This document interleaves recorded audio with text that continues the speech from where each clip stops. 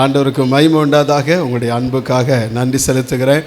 ஆண்டவர் நம்மை ஒவ்வொருவரையும் என்ன சொன்னால் ஸ்தோத்திரம், நமக்கு ஆண்டவர் கொடுத்திருக்கிற ஜீவ நாட்களே நாம் மற்றவர்களுக்கு ஆசீர்வாதமாக இருக்க கர்த்தர் நம்ம ஒவ்வொருவருக்கும் கிருபையை தருவாராக. அல்லேலூயா. இந்த நாள்லையும் என்ன சொன்ன ஸ்தோத்திரம் உங்கள் எல்லாருக்கும் என்னுடைய குடும்பத்தின் சார்பாகவும் உங்களுக்கு வாழ்த்தலை தெரிவித்துக் கொள்கிறேன். கர்த்தர் உங்களை ஆசீர்வதிப்பார். நிச்சயமாக இந்த தந்தையர் தினத்தில் ஸ்தோத்திரம், ஒருவேளை நீங்கள் ஏக்கத்தோடு, ஒருவேளை நீங்கள் தாகத்தோடு இருக்கலாம். ஆனால் நம்முடைய ஆண்டவர் ஒருவர் இருக்கிறார். அவர் நமக்கு நல்ல ஒரு தகப்பன். அல்லேலூயா.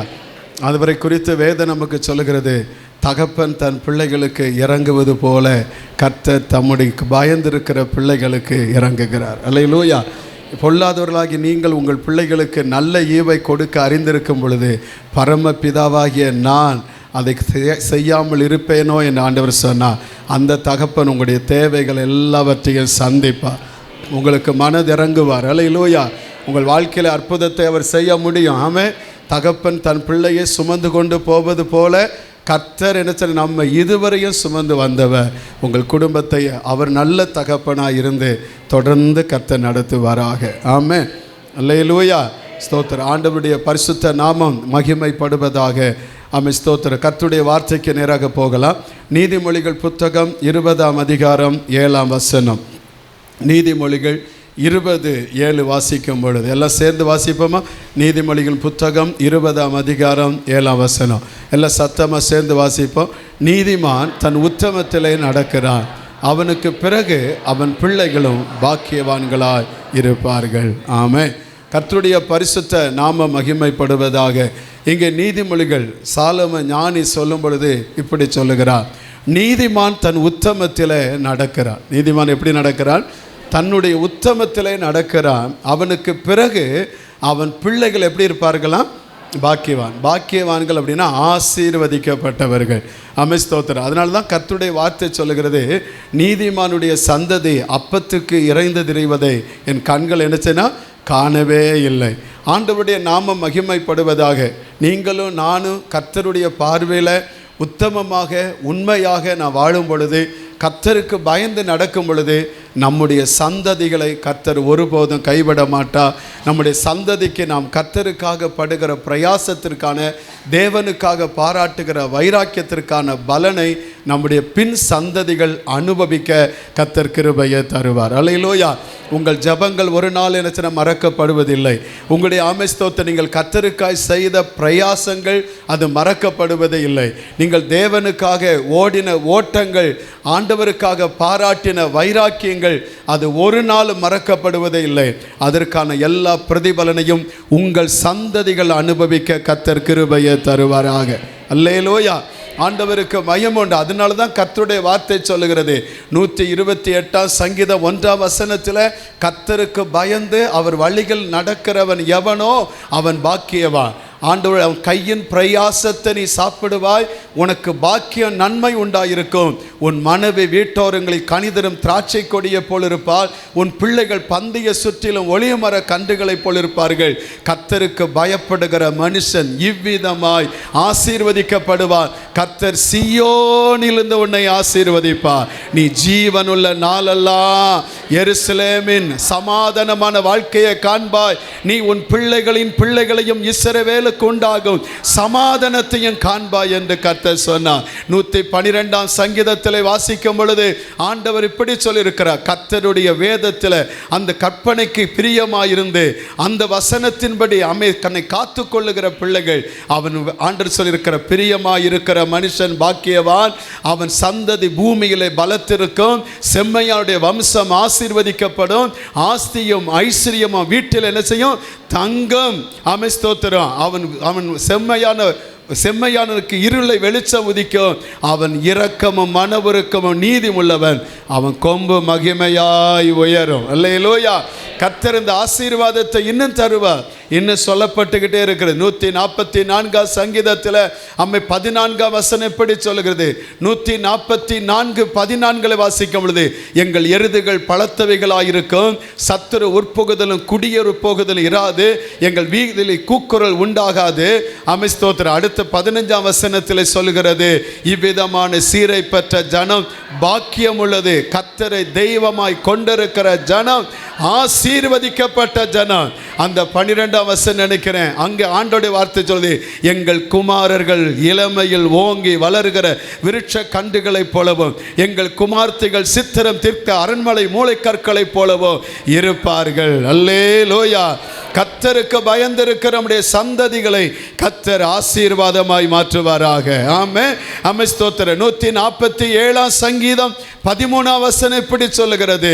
147:13, அவர் உன் வாசலின் தாழ்பாள்களை பலப்படுத்தி உன்னிடத்தில் உள்ள உன் பிள்ளைகளை ஆசீர்வதிக்கிறார். ஆமென். யாருக்கு? உத்தமத்தில் நடக்கிற ஆமை பிள்ளைகளுடைய சந்ததிகள். அல்லேலூயா. கர்த்தருடைய நாமம் மகிமைப்படுவதாக. எனவே ஆண்டவருடைய வார்த்தை சொல்லுகிறது, உத்தமத்தில் நடக்கிற அமைஸ்தோத்த வசனத்தை பாருங்க.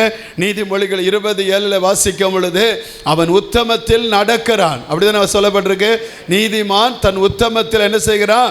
நடக்கிறான். அவனுக்கு பிறகு அவன் பிள்ளைகளும் பாக்கியவான்களாக இருப்பார்கள். இந்த காலை நேரத்தில் ஸ்தோத்திரம், இந்த என்னச்சுன்னா தேவனுடைய நாமம் மகிமைப்படுவதாக. இந்த தந்தையர் தினத்தை கொண்டாடுகிற இந்த நாளில் தந்தையராக இருக்கிற நாம் ஒவ்வொருவரும் நாம் நீதிமானாக உத்தமனாக இருக்கிறோமா? ஒரு நீதிமானுடைய குவாலிட்டி என்ன? ஒரு ஸ்தோத்திரம் உத்தமனுடைய என்னச்சுன்னா வாழ்க்கை என்ன என்பதை குறித்து சில காரியத்தை உங்களோடு கூட இந்த காலை நேரத்தில் பகிர்ந்து கொள்ள ஆசைப்படுகிறேன். ஆண்டவருக்கு மகிமை உண்டாவதாக. வேதத்தில் வாசிக்கும் பொழுது, தேவனுக்கு முன்பாக நீதிமானாகவும் தேவனுக்கு முன்பாக உத்தமனுமாய் இருக்கிற யோசுவாவை குறித்து வேதம் சொல்லுகிறது.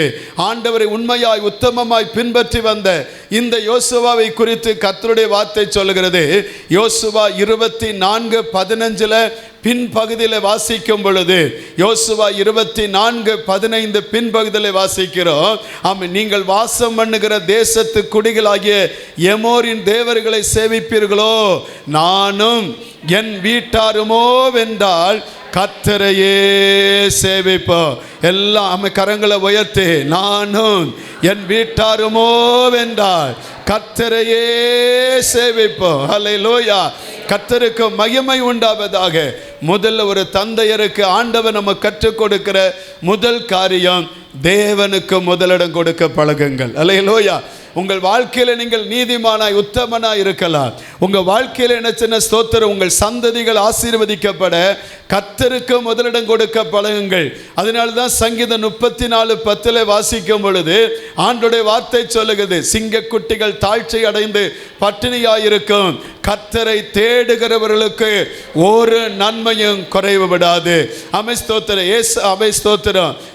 வேதத்தில் உசியா ராஜாவை குறித்து வாசிக்கும் பொழுது, அவன் கர்த்தரை தேடின நாட்களில் தேவன் காரியத்தை வாய்க்க பண்ணினார். அல்லேலூயா.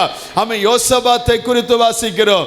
அவன் கர்த்தரை தேடின பொழுதோ அவன் காரியத்தை கர்த்தர் அவனுக்கு அனுகூலமாய் முடிய பண்ணினார் என்று வாசிக்கிறோம். இந்த காலை நேரத்தில் ஸ்தோத்திரம், தேவன் நமக்கு கற்றுக் கொடுக்கிற முதல் காரியம், புருஷராய் இருக்கிற ஸ்தோத்திரம், இங்க வந்திருக்கிற அன்பு சகோதர சகோதரிகள் எல்லாருக்கும் ஒன்று சொல்லுகிறேன், உங்கள் பிள்ளைகள் ஆசீர்வாதமாய் இருப்பதற்கு, உங்கள் சந்ததிகள் ஆசீர்வதிக்கப்பட்ட சந்ததிகளாய், தேவ ஆசீர்வாதத்தை பெற்ற சந்ததிகளாய் வாழ்வதற்கு தேவன் நம்மிடத்தில் எதிர்பார்க்கிற காரியம், முதல் அனுச்சன ஸ்தோத்திரம் இடம், ஃபர்ஸ்ட் பிரியாரிட்டி யாருக்குன்னா நம்முடைய ஆண்டவர் ஒருவருக்கு. அல்லேலூயா.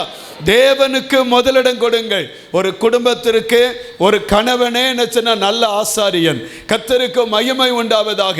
எனவே ஒரு ஆசாரியனா ஒரு குடும்பத்திற்கு நின்று ஒரு என்ன தந்தையர் தன்னுடைய குடும்பத்தை நடத்துவதற்கு பிரயாசப்பட வேண்டும். எப்படி நடத்த வேண்டும்? கர்த்தருக்குள் நடத்த வேண்டும். கர்த்தருக்கு முதலிடம் கொடுத்து நடத்த வேண்டும். தேவ சமூகத்திற்கு நேராக நடத்த வேண்டும். வேதத்தை நீங்கள் ஒரு உதாரணத்தை வாசித்து பார்த்தால் 1 சாமுவேல் 2 அதிகாரம் 29ஆம் வசனத்தை வாசிக்கும் பொழுது 29ஆம் வசனத்தில் நீங்க பார்த்தீங்கன்னா கடைசி பகுதியில் இப்படி வாசிக்கிறோம், நீ என்னை பார்க்கிலும் உன் குமாரனை மதிப்பான் ஏன் என்று என்ன ஏலியை குறித்து கர்த்தர் சொல்லுகிறார். ஸ்தோத்திரம். தேவனுக்கு கொடுக்க வேண்டிய ஸ்தானம், தேவனுக்கு கொடுக்க வேண்டிய முக்கியத்துவம், தேவனுக்கு கொடுக்க வேண்டிய என்ன ஸ்தோத்திர கனம், தேவனுக்கு கொடுக்க வேண்டிய என்ன ஸ்தோத்திரம் இடம், அது தேவனுக்கு ஒரு தந்தையர் கொடுத்து பழக ஆரம்பித்தால் நம்முடைய பிள்ளைகளும் அதே வழியில் நடந்து வருவார்கள். அல்லேலூயா. தேவனுக்கு மகிமை உண்டாவதாக. மல்கியா 1:6 வாசிக்கும் பொழுது, நான் தேவனானால் என் கனம் எங்கே என்று ஆண்டவர் கேட்கிறார். நான் தேவனானால் என் கனம் எங்கே என்று கர்த்தர் கேட்கிறார். ஏசாயா தீர்க்கதரிசி சொல்லும் பொழுது இப்படி சொல்லுகிறார். ஏசாயா தீர்க்கதரிசியின் புத்தகம் 8ஆம் அதிகாரம் 18ஆம் வசனத்திலே வாசிக்கும் பொழுது ஏசாயா தீர்க்கதரிசி சொல்லுகிறான், இதோ நானும் கர்த்தர் எனக்கு கொடுத்த பிள்ளைகளும் சீயோன் பர்வதத்தில் வாசமாயிருக்கிற சேனைகளின் கர்த்தராலே இஸ்ரவேலில் எப்படி இருப்போம்? அடையாளங்களாகவும் அற்புதங்களாகவும் இருப்போம். அல்லேலூயா. கர்த்தர் ஒருவரே நம்மை சாட்சியாய் ஆசீர்வாதமாய் சமுதாயத்தில் நிறுத்த அவர் ஒருவரால் மட்டும்தான் முடியும். அதை அறிந்திருக்கிற ஏசாயா தீர்க்கதரிசி சொல்லுகிறார், நானும் கர்த்தர் எனக்கு கொடுத்த பிள்ளைகளும் சீயோன் பர்வதத்தில் வாசமாயிருக்கிற சேனைகளின் கர்த்தராலே இஸ்ரவேலின் அடையாளங்களாகவும் அற்புதங்களாகவும் இருக்கிறோம். அல்லேலூயா. கர்த்தருக்கு மகிமை உண்டாவதாக. எனவே தேவனை தேடுகிற பழக்கத்தில் ஒரு தகப்பன் என்னச்சுன்னா முன்மாதிரியாக இருந்தால், நீங்க கர்த்தரை ஆராதிப்பதில், ஜெபம் பண்ணுவதில், ஊழியம் செய்வதில், கர்த்தருடைய காரியத்தில் நீங்கள் ஆண்டவருக்கு முதலிடம் கொடுத்து ஒரு தகப்பனோ தாயோ நீங்கள் முதலிடம் கொடுத்தால் கண்டிப்பா சொல்லுகிறேன், உங்கள் பிள்ளைகள் என்னச்சுன்னா அதனுடைய ஆசீர்வாதத்தை பார்க்க முடியும். ஆமென். ஹல்லேலூயா. கர்த்தர் அதை கைவிடவே மாட்டார். ஸ்தோத்திரம். அதனுடைய பலனை பார்க்க முடியும். நீங்க என்ன செய்கிறீங்களோ அதைத்தான் உங்க பிள்ளைகளும் செய்ய பழகுவாங்க. நீங்க எப்படி கர்த்தரை நினைச்சன மகிமைப்படுத்துவீங்களோ அப்படிதான் உங்க பிள்ளைகள் நினைச்சன கர்த்தரை மகிமைப்படுத்துவாங்க. நீங்க எவ்வளியோ அவ்வளிதான் உங்க பிள்ளைகள். ஸ்தோத்திரம். நீங்க கர்த்தருக்கு முதலிடம் கொடுத்தால் உங்கள் பிள்ளைகள் கர்த்தருக்கு முதலிடம் கொடுப்பார்கள். நீங்க கர்த்தரை உண்மையை ஆராதித்தால் உங்க பிள்ளைகள் கர்த்தரை ஆராதிப்பார்கள். நீங்க கர்த்தரை கனம் பண்ணினா உங்க பிள்ளைகள் கனம் பண்ணுவார்கள். நீங்கள் கர்த்தருக்கு ஊழியம் செய்தா கர்த்தர் உங்க பிள்ளைகள் நினைச்சனா அதனுடைய ஆசீர்வாதத்தை காண ஆண்டவர் அற்புதமாய் வழி நடத்துவார். நீங்கள் எவ்வளியோ அவ்வளியே உங்கள் பிள்ளைகளும். அதனால பவுல் அழகா சொல்லும் பொழுது 1 கொரிந்தியர் 11ஆம் அதிகாரம் 1ஆம் வசனத்திலே வாசிக்கும் பொழுது பவுல் சொல்லும் பொழுது நான் கிறிஸ்துவை பின்பற்றுவது போல நீங்களும் என்ன செய்யுங்க பின்பற்றுங்கள் என்று சொல்லுகிறார். இதே வார்த்தை என்னச்சுன்னா ஒவ்வொரு தகப்பனும் சொல்ல முடியுமா? ஒவ்வொரு தகப்பனும் என்னச்சுன்னா உங்க வாழ்க்கையில நான் ஆண்டவரை பின்பற்றுவது போல மகனே மகளே நீ என்னை பின்பற்று என்று சொல்ல முடியுமா? நான் ஜெபிப்பது போல நீ ஜெபித்தா போதும் என்று சொல்ல முடியுமா? நான் கர்த்தருக்கு உண்மையா இருப்பது போல நீ இருந்தால் போதும் என்று சொல்ல முடியுமா? அப்படிப்பட்ட என்னச்சுன்னா ஒரு வாழ்க்கை நமக்கு வேணும். நம்முடைய பிள்ளைகளுக்கு நாம் முன்மாதிரியாய் கர்த்தருக்கு முதலிடம் கொடுப்பதில் நாம் தான் முன்மாதிரியாய் இருக்கணும். அல்லேலூயா. எனவே அப்படி இருந்து பாருங்க, கர்த்தர் உங்களை ஆசீர்வதிப்பார். ஸ்தோத்திரம். வேதத்தில் சில பரிசுத்தவான்கள் தங்கள் பிள்ளைகளை தவற விட்டார்கள். அவர்கள் கர்த்தருக்கு முதலிடம் கொடுத்தார்கள். ஆனால் தன் பிள்ளைகளை குறித்து அந்த காரியத்தில் நடத்துவதற்கு அவர்கள் தவறி போய்விட்டார்கள். அதை பின்னால பகுதியில் உங்களுக்கு சொல்லுகிறேன். எனவே நாம் நம்முடைய ஆண்டவருக்கு முதலிடம் கொடுக்க முதலாவது தந்தையராகிய நாம் இன்றைக்கு நாம் பழக வேண்டும். ஆண்டவருக்கு மகிமை உண்டாதாக. நாம் எந்த இடத்துல கர்த்தரை வச்சிருக்கிறோமோ அந்த இடத்தில் நம்ம பிள்ளைகள் நம்முடைய அடிச்சுவடை பின்பற்றி வருகிற பிள்ளைகளும் என்னச்சுன்னா அந்த இடத்துல தான் நம்மை வைப்பார்கள் கர்த்தரை. எனவே அப்படி ஆண்டவரை முன்னால் வைப்பதற்கு எங்கள் அப்பா இருக்கட்டும் எங்கள் அம்மாவாக இருக்கட்டும் எந்த காரியத்தில் என்னச்சுன்னா ஸ்தோத்திரம் கர்த்தரை முன்னால் வச்சிருப்பார். அங்கிற பழக்கம் அந்த சிந்தை எப்பொழுதும் உங்கள் பிள்ளைகளுக்கு வரணும். அங்கே வாய் நிறைந்து சொல்லணும். அப்படி நீங்கள் கேட்டு பாருங்க, அந்த பிள்ளைகள் ஆசீர்வாதமான பிள்ளைகளாய் மாறுவார்கள். அல்லேலூயா. எனவே உங்கள் வாழ்க்கையில் கர்த்தருக்கு முதலிடம் கொடுக்கிற தந்தையராயிருங்கள். இரண்டாவது என்னச்சுன்னா ஸ்தோத்திரம் உங்கள் பிள்ளைகளை ஒழுங்குபடுத்துகிற தந்தையராக இருக்கணும். ஆமென் ஸ்தோத்திரம். பிள்ளைகளை ஒழுங்குபடுத்தணும். நீதிமொழிகள் புத்தகம் 29ஆம் அதிகாரம் 15ஆம் வசனத்தில் வாசிக்கும் பொழுது, நீதிமொழிகள் 29:15, பிரம்பும் கடிந்து கொள்ளுதலும் ஞானத்தை கொடுக்கும். தன் இஷ்டத்துக்கு விடப்பட்ட பிள்ளையோ தன் தாய்க்கு வெட்கத்தை என்ன செய்கிறான்? உண்டு பண்ணுகிறான். தேவனுக்கு மகிமை உண்டாவதாக. பிரம்பும் கடிந்து கொள்ளுதலும் ஞானத்தை கொடுக்கும். ஒரு பிள்ளை என்னச்சுன்னா ஸ்தோத்திரம் ஒழுங்குபடுத்துவது ஸ்தோத்திரம் ஒரு பெற்றோராகிய நம்முடைய கடமை. ஸ்தோத்திரம் நம்முடைய பிள்ளைகளுடைய என்னச்சுன்னா ஸ்தோத்திரம் தண்டிப்பது மட்டும் அல்ல, தண்டிப்பது என்னச்சுன்னா அது கடைசியில் வர வேண்டியது. ஆனால் பிள்ளைகளை ஒழுங்குபடுத்த வேண்டியது நம்முடைய கடமை. வேதத்தில் ஒரு சம்பவத்தை உங்களுக்கு சொல்லுகிறேன். ஸ்தோத்திரம் பலி செலுத்துவதற்காக பாகால் தீர்க்கதரிசிகள் எல்லாம் கூடி நிற்கிறாங்க. இன்னொரு பக்கம் என்னச்சுன்னா ஒரே மனிதன் ஆகிய என்னச்சுன்னா எலியா மட்டும் நிற்கிறான். இப்போ என்னச்சுன்னா ஸ்தோத்திரம் பாகால் தீர்க்கதரிசியுடைய பலி செலுத்துகிற நேரங்கள் முடிந்து போனது. ஆனால் உடனே என்னச்சுன்னா ஸ்தோத்திரம் இவன் உடனே ஜெபிக்க ஆரம்பிக்கவில்லை. ஸ்தோத்திரம் எலியா செய்த காரியம் என்ன? செதறி போனதையும் ஸ்தோத்திரம் செதறி நிற்கிறவர்களையும் பார்த்து சொன்னா, நீங்கள் எல்லாரும் என் கிட்டை வாருங்கள் என்று சொன்னான். என்கிட்ட என்ன செய்யுங்க? எல்லாரும் வாருங்க. ரெண்டாவது அவன் செஞ்ச காரியம் என்ன? அவங்க எல்லாம் ஒன்று சேர்ந்த உடனே உடஞ்சி போயிருக்கிற பலிபீடத்தை செப்பனிட்டான். அல்லேலூயா. அதற்கு அடுத்து என்ன செய்ய ஸ்தோத்திரம் பலி செலுத்துவதற்கு ஆயத்தப்பட்ட பின்புதான் அவன் ஜெபிக்க ஆரம்பித்தான். அந்த ஜெபம் என்ன செய்ய அங்கீகரிக்கப்பட்ட ஜெபமாய் கர்த்தரிடத்திலிருந்து தேவ அக்கினி வெளிப்பட பதில் வெளிப்பட காரணமாக இருந்தது. ஸ்தோத்திரம் பெற்றோராகிய உங்களுக்கு நான் சொல்லுகிற ஒரு காரியம், தகப்பனார் மட்டுமல்ல சபை என்னச்சுனா இருப்பதனால ஸ்தோத்திரம் எல்லாருக்கும் இணைந்து பேசுகிறேன்.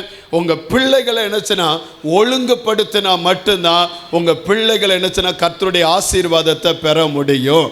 அல்லேலூயா. உங்கள் பிள்ளைகளை ஒழுங்குபடுத்துவது உங்களுடைய வேற. அப்படின்னு என்ன ஒழுங்குபடுத்துவது என்பது அதற்கு அர்த்தம் என்ன? ஸ்தோத்திரம் அதற்கு சரியான அர்த்தம் என்னச்சுன்னா அவர்களை பயிற்றுவிப்பது, இல்லை பயிற்சி அளிப்பது, இல்லை கற்றுக் கொடுப்பது. பிள்ளைகளுக்கு என்னச்சுன்னா ஸ்தோத்திரம் நீங்களும் நானும் தான் என்னச்சுன்னா ஸ்தோத்திரம் நம்ம பிள்ளைகள் என்னச்சுன்னா நல்ல பயிற்சி கொடுத்து அவங்கள வளர்க்கணும். ஸ்தோத்திரம் நீதிமொழிகள் 22ஆம் அதிகாரம் 6ஆம் வசனத்தை பாருங்க. நீதிமொழிகள் 22:6 வாசிக்கிறோம். பிள்ளையானவன் நடக்க வேண்டிய வழியில் அவன் என்ன செய்ய நடத்து, அவன் முதிர் வயதில் அதை என்ன செய்ய மாட்டான், விடாதிருப்பான். பிள்ளையாண்டவனை நடத்த வேண்டிய வழியில நடத்து, அவன் முதிர் வயதிலையும் அதை விடாதிருப்பான். அல்லையில சொல்லுங்க. அல்லையிலோயா. தோத்திரம் ஒரு ஆள் ஜோம் பண்ணணும். அண்ணே நான் அதை மறந்துட்டேன், அவங்களுக்கு ஜோம் பண்ணணும். எனக்கு முடிஞ்சோன்னா ஞாபகப்படுத்திடுங்க. ஜோம் பண்ணி அவங்க எங்கே இருக்கிறாங்க? தமிழ் இல்லை அவங்க நீங்கள் உட்கார் மக்கள். தமிழ்ச்செல்வனா? தமிழ்ச்செல்வன் தானே? தமிழ்ச்செல்வன் அவர் தானே? ஓகே, என்னை ஞாபகப்படுத்துருங்கண்ணே.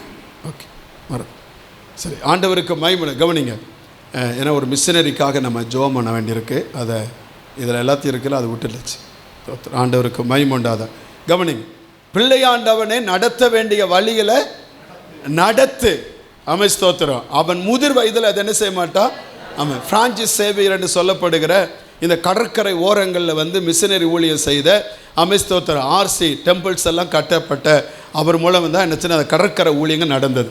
அவர் சொல்லும் பொழுது அவர் சொல்லுகிறார், ஒருவன் என்னச்சுன்னா என் கையில் என்னச்சுன்னா கொடு, அவன் 7 வயசு வரை என் கையில் இருக்கட்டும், அவன் 7 வயசு வரை நான் அவனுக்கு என்ன செய்யணும், இந்த என்னச்சுன்னா எங்களுடைய என்னச்சுன்னா இந்த ஆர்சி மதத்தினுடைய கொள்கையை அதனுடைய என்னச்சுன்னா ஆராதனை முறையை நான் அவனுக்கு போதிக்கிறேன். இந்த ஆராதனை முறையை என்னச்சுன்னா அவன் கடைசி மூச்சு இருக்க மட்டும் அவன் என்ன செய்ய மாட்டானா, அதை விட்டு விலகவே மாட்டான்னு சொன்னான். அதனால் நம்ம உலகத்தில் ஒரு பழமொழி சொல்லுவாங்க, என்ன 5இல் வளையாதது 50ல் வளையாது. இந்த 5இல் நீங்கள் என்ன கற்றுக் கொடுக்க மறந்துட்டீங்கன்னா 50ல் அதை கற்றுக் கொடுக்க முடியவே முடியாது. பிள்ளையானவனை நடக்க வேண்டிய வழிகளை அவனை நடத்த வேண்டியது நம்முடைய கடமை. தோத்திரம் ஆண்டவருக்கு மகிமை உண்டாது. என்ன கற்றுக் கொடுப்பது? ஸ்தோத்திரம் ஆண்டவருடைய நாமம் மகிமைப்படுவதாக வசனத்தை கற்றுக் கொடுங்க. எதை கற்றுக் கொடுங்க? வசனத்தை கற்றுக் கொடுங்க. இந்த பிள்ளைகளுக்கு வசனத்தை சொல்லுங்க. இந்த வசனத்தினுடைய மேன்மை என்னன்னு சொல்லிக் கொடுங்க. அமிஸ்தோத்து இந்த வசனத்தை என்ன பிள்ளைய கேட்பாங்க, எதுக்கு நான் பைபிள் வாசிக்கணும், எதுக்கு என்ன நான் பைபிள் என்ன வசனத்தை மனப்பாடம் பண்ணணும் அப்படின்னு கேட்டால் பிள்ளைகளுக்கு அது செஞ்சுதான் ஆகணும் அப்படின்னு சொல்லக்கூடாது. அந்த பிள்ளைகளுக்கு சொல்லணும். 119 சங்கீதத்தில் 9 வசனம் இப்படி சொல்லுது, மகனே மகளே இப்படி சொல்லுகிறது, வாலிபன் என்ன ஸ்தோத்திரம் தன் வழியை எதனால சுத்தம் பண்ணுவா, உமது வசனத்தின்படி தன்னை காத்து கொள்ளனா. இந்த வசனம் இருதய பலகையில் இருந்தா இந்த உலகத்தில் இருக்கிற தீமை உன்னை தீண்டாது, நீ என்ன இந்த தீமைகளுக்கு விலக்கி உன்னை பாதுகாத்து கொள்ளலாம் என்று பிள்ளைகளுக்கு வசனத்தை கற்றுக் கொடுக்க மறக்காதீங்க. அந்த பிள்ளைகள் என்ன வசனத்தை கற்றுக் கொடுங்க. அது மட்டுமல்ல, அந்த பிள்ளைகளுக்கு என்ன ஸ்தோத்திரம் ஞாயிறு ஆராதனைக்கு என்ன அவங்கள வழி நடத்துங்க, ஞாயிறு பள்ளிக்கு வழி நடத்துங்க, வாலிபர் கூட்டத்துக்கு வழி நடத்துங்க. எதுக்கு எல்லா கூட்டத்துக்கும் போகணும் அப்படின்னு கேட்பாங்க, கேட்க மாட்டாங்கல்ல, எல்லாம் கண்டிப்பாக கேட்பாங்க. அவங்களுக்கு சொல்லிக் கொடுங்க. அமிஸ்தோத்தர் நான் தைரியமாக சொல்லுவேன், சண்டே ஸ்கூல் ஊழியத்தில் தான் இயேசுவை அறிந்து கொண்டேன். அல்லேலூயா. கிறிஸ்தவ குடும்பத்தில் தான் பிறந்தேன். பாரம்பரிய கிறிஸ்தவ குடும்பத்தில் ஊறி போய் கடந்தவங்க. ஒவ்வொரு நாள் என்ன ஸ்தோத்திரம் ஞாயிற்றுக்கிழமை ஆராதனையை நாங்கள் மறக்காதவர்கள், பண்டிகைகளை கொண்டாடுகிற நபர்களாய் வாழ்ந்து கொண்டிருந்தோம். ஆனால் இயேசுவை அறிந்தது எப்போ, கரிஸ்மாட்டிக் என்கிற ஊழியம் என்ன சிஎஸ்ஐயில் ஆரம்பிக்கப்பட்ட பொழுது அந்த அண்ணமார்கள் என்ன சண்டே ஸ்கூல் நடத்தினாங்க. அவர்கள் நிமித்தம்தான் இந்த வேதத்தை கற்றுக்கொள்வதற்கு என் கண்கள் திறக்கப்பட்டது. அல்லேலூயா. இந்த வேதத்தின் மகத்துவத்தை அறிந்து கொள்ள அந்த சண்டே ஸ்கூல் ஊழியம் தான் பிரயோஜனமா இருந்தது. நம்முடைய சண்டே ஸ்கூல் ஊழியத்தில் என்னச்சுன்னா சமீபத்தில் இப்போ இல்லை, போன வருஷம் என்னச்சுன்னா ஒரு தங்கச்சியை பார்த்து கேட்டோம், அமிஸ்தோத்திரம் இயேசுவை பற்றி தெரியுமா அப்படின்னு. தெரியாதுன்னு சொல்லிட்டா. யார் சொன்னா சொல்லுங்க, யார் சொன்னா? நம்ம சண்டே ஸ்கூலில் இருக்கிற தங்கச்சி. அமிஸ்தோத்திரம். அடுத்து 2 பிள்ளைகள் பேசி கொண்டு இருக்கிறாங்க. ஒரு என்னச்சுன்னா ஒரு முதிர்ந்த அக்கா கேட்குறாங்க, அந்த கேட்டுக்கிட்டே இருக்கிறாங்க.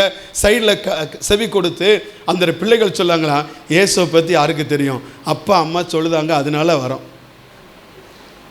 இந்த பாரம் நீங்கள் சிரிக்கிறீங்க, நீங்கள் சிரிக்க வேண்டிய ஆட்கள் தான், அப்படி தான் சிரிப்பீங்க. அந்த பிள்ளைகளுக்கு இயேசுவை பற்றி கற்றுக் கொடுக்க வேண்டிய நேரத்தில் கற்றுக் கொடுக்கல.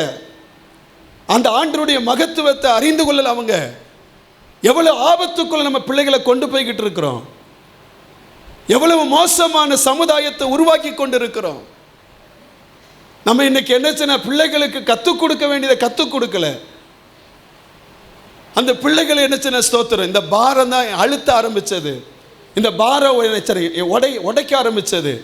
இவ்வளவு பெரிய என்ன ஸ்தோத்திரம் நம்ம பெரிய சபை, நம்ம சபைகள் என்ன ஒரு பிள்ளைக்கு இயேசுவை பற்றி தெரியல.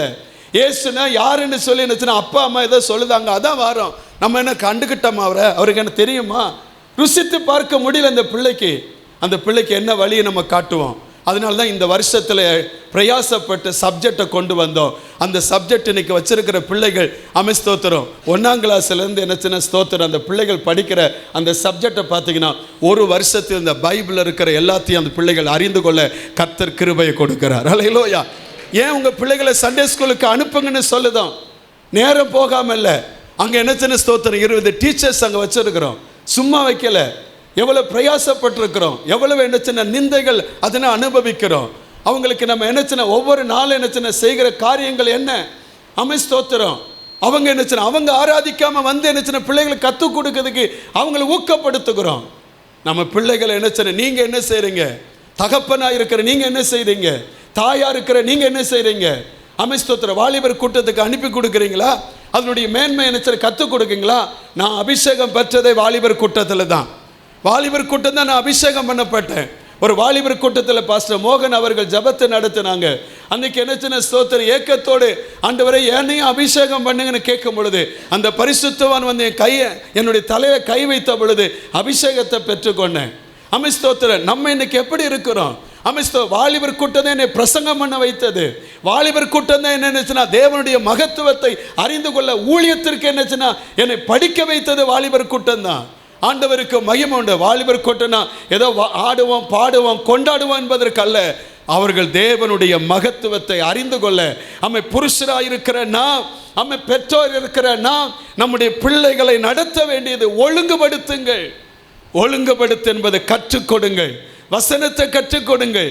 உபாகமம் 6ஆம் அதிகாரம் 6ஆம் வசனத்திலிருந்து வாசிக்கும் பொழுது ஆண்டவர் சொல்லுகிறார், இந்த வசனம் நம்ம உபாகமம் 6:6 வாசிக்கும் பொழுது, இன்று நான் உனக்கு கட்டளையிடுகிற இந்த வார்த்தைகள் புருஷனாகிய ஸ்திரியாகிய தகப்பனாகிய தாயாகிய உன் இருதயத்தில் இருக்க கடவது.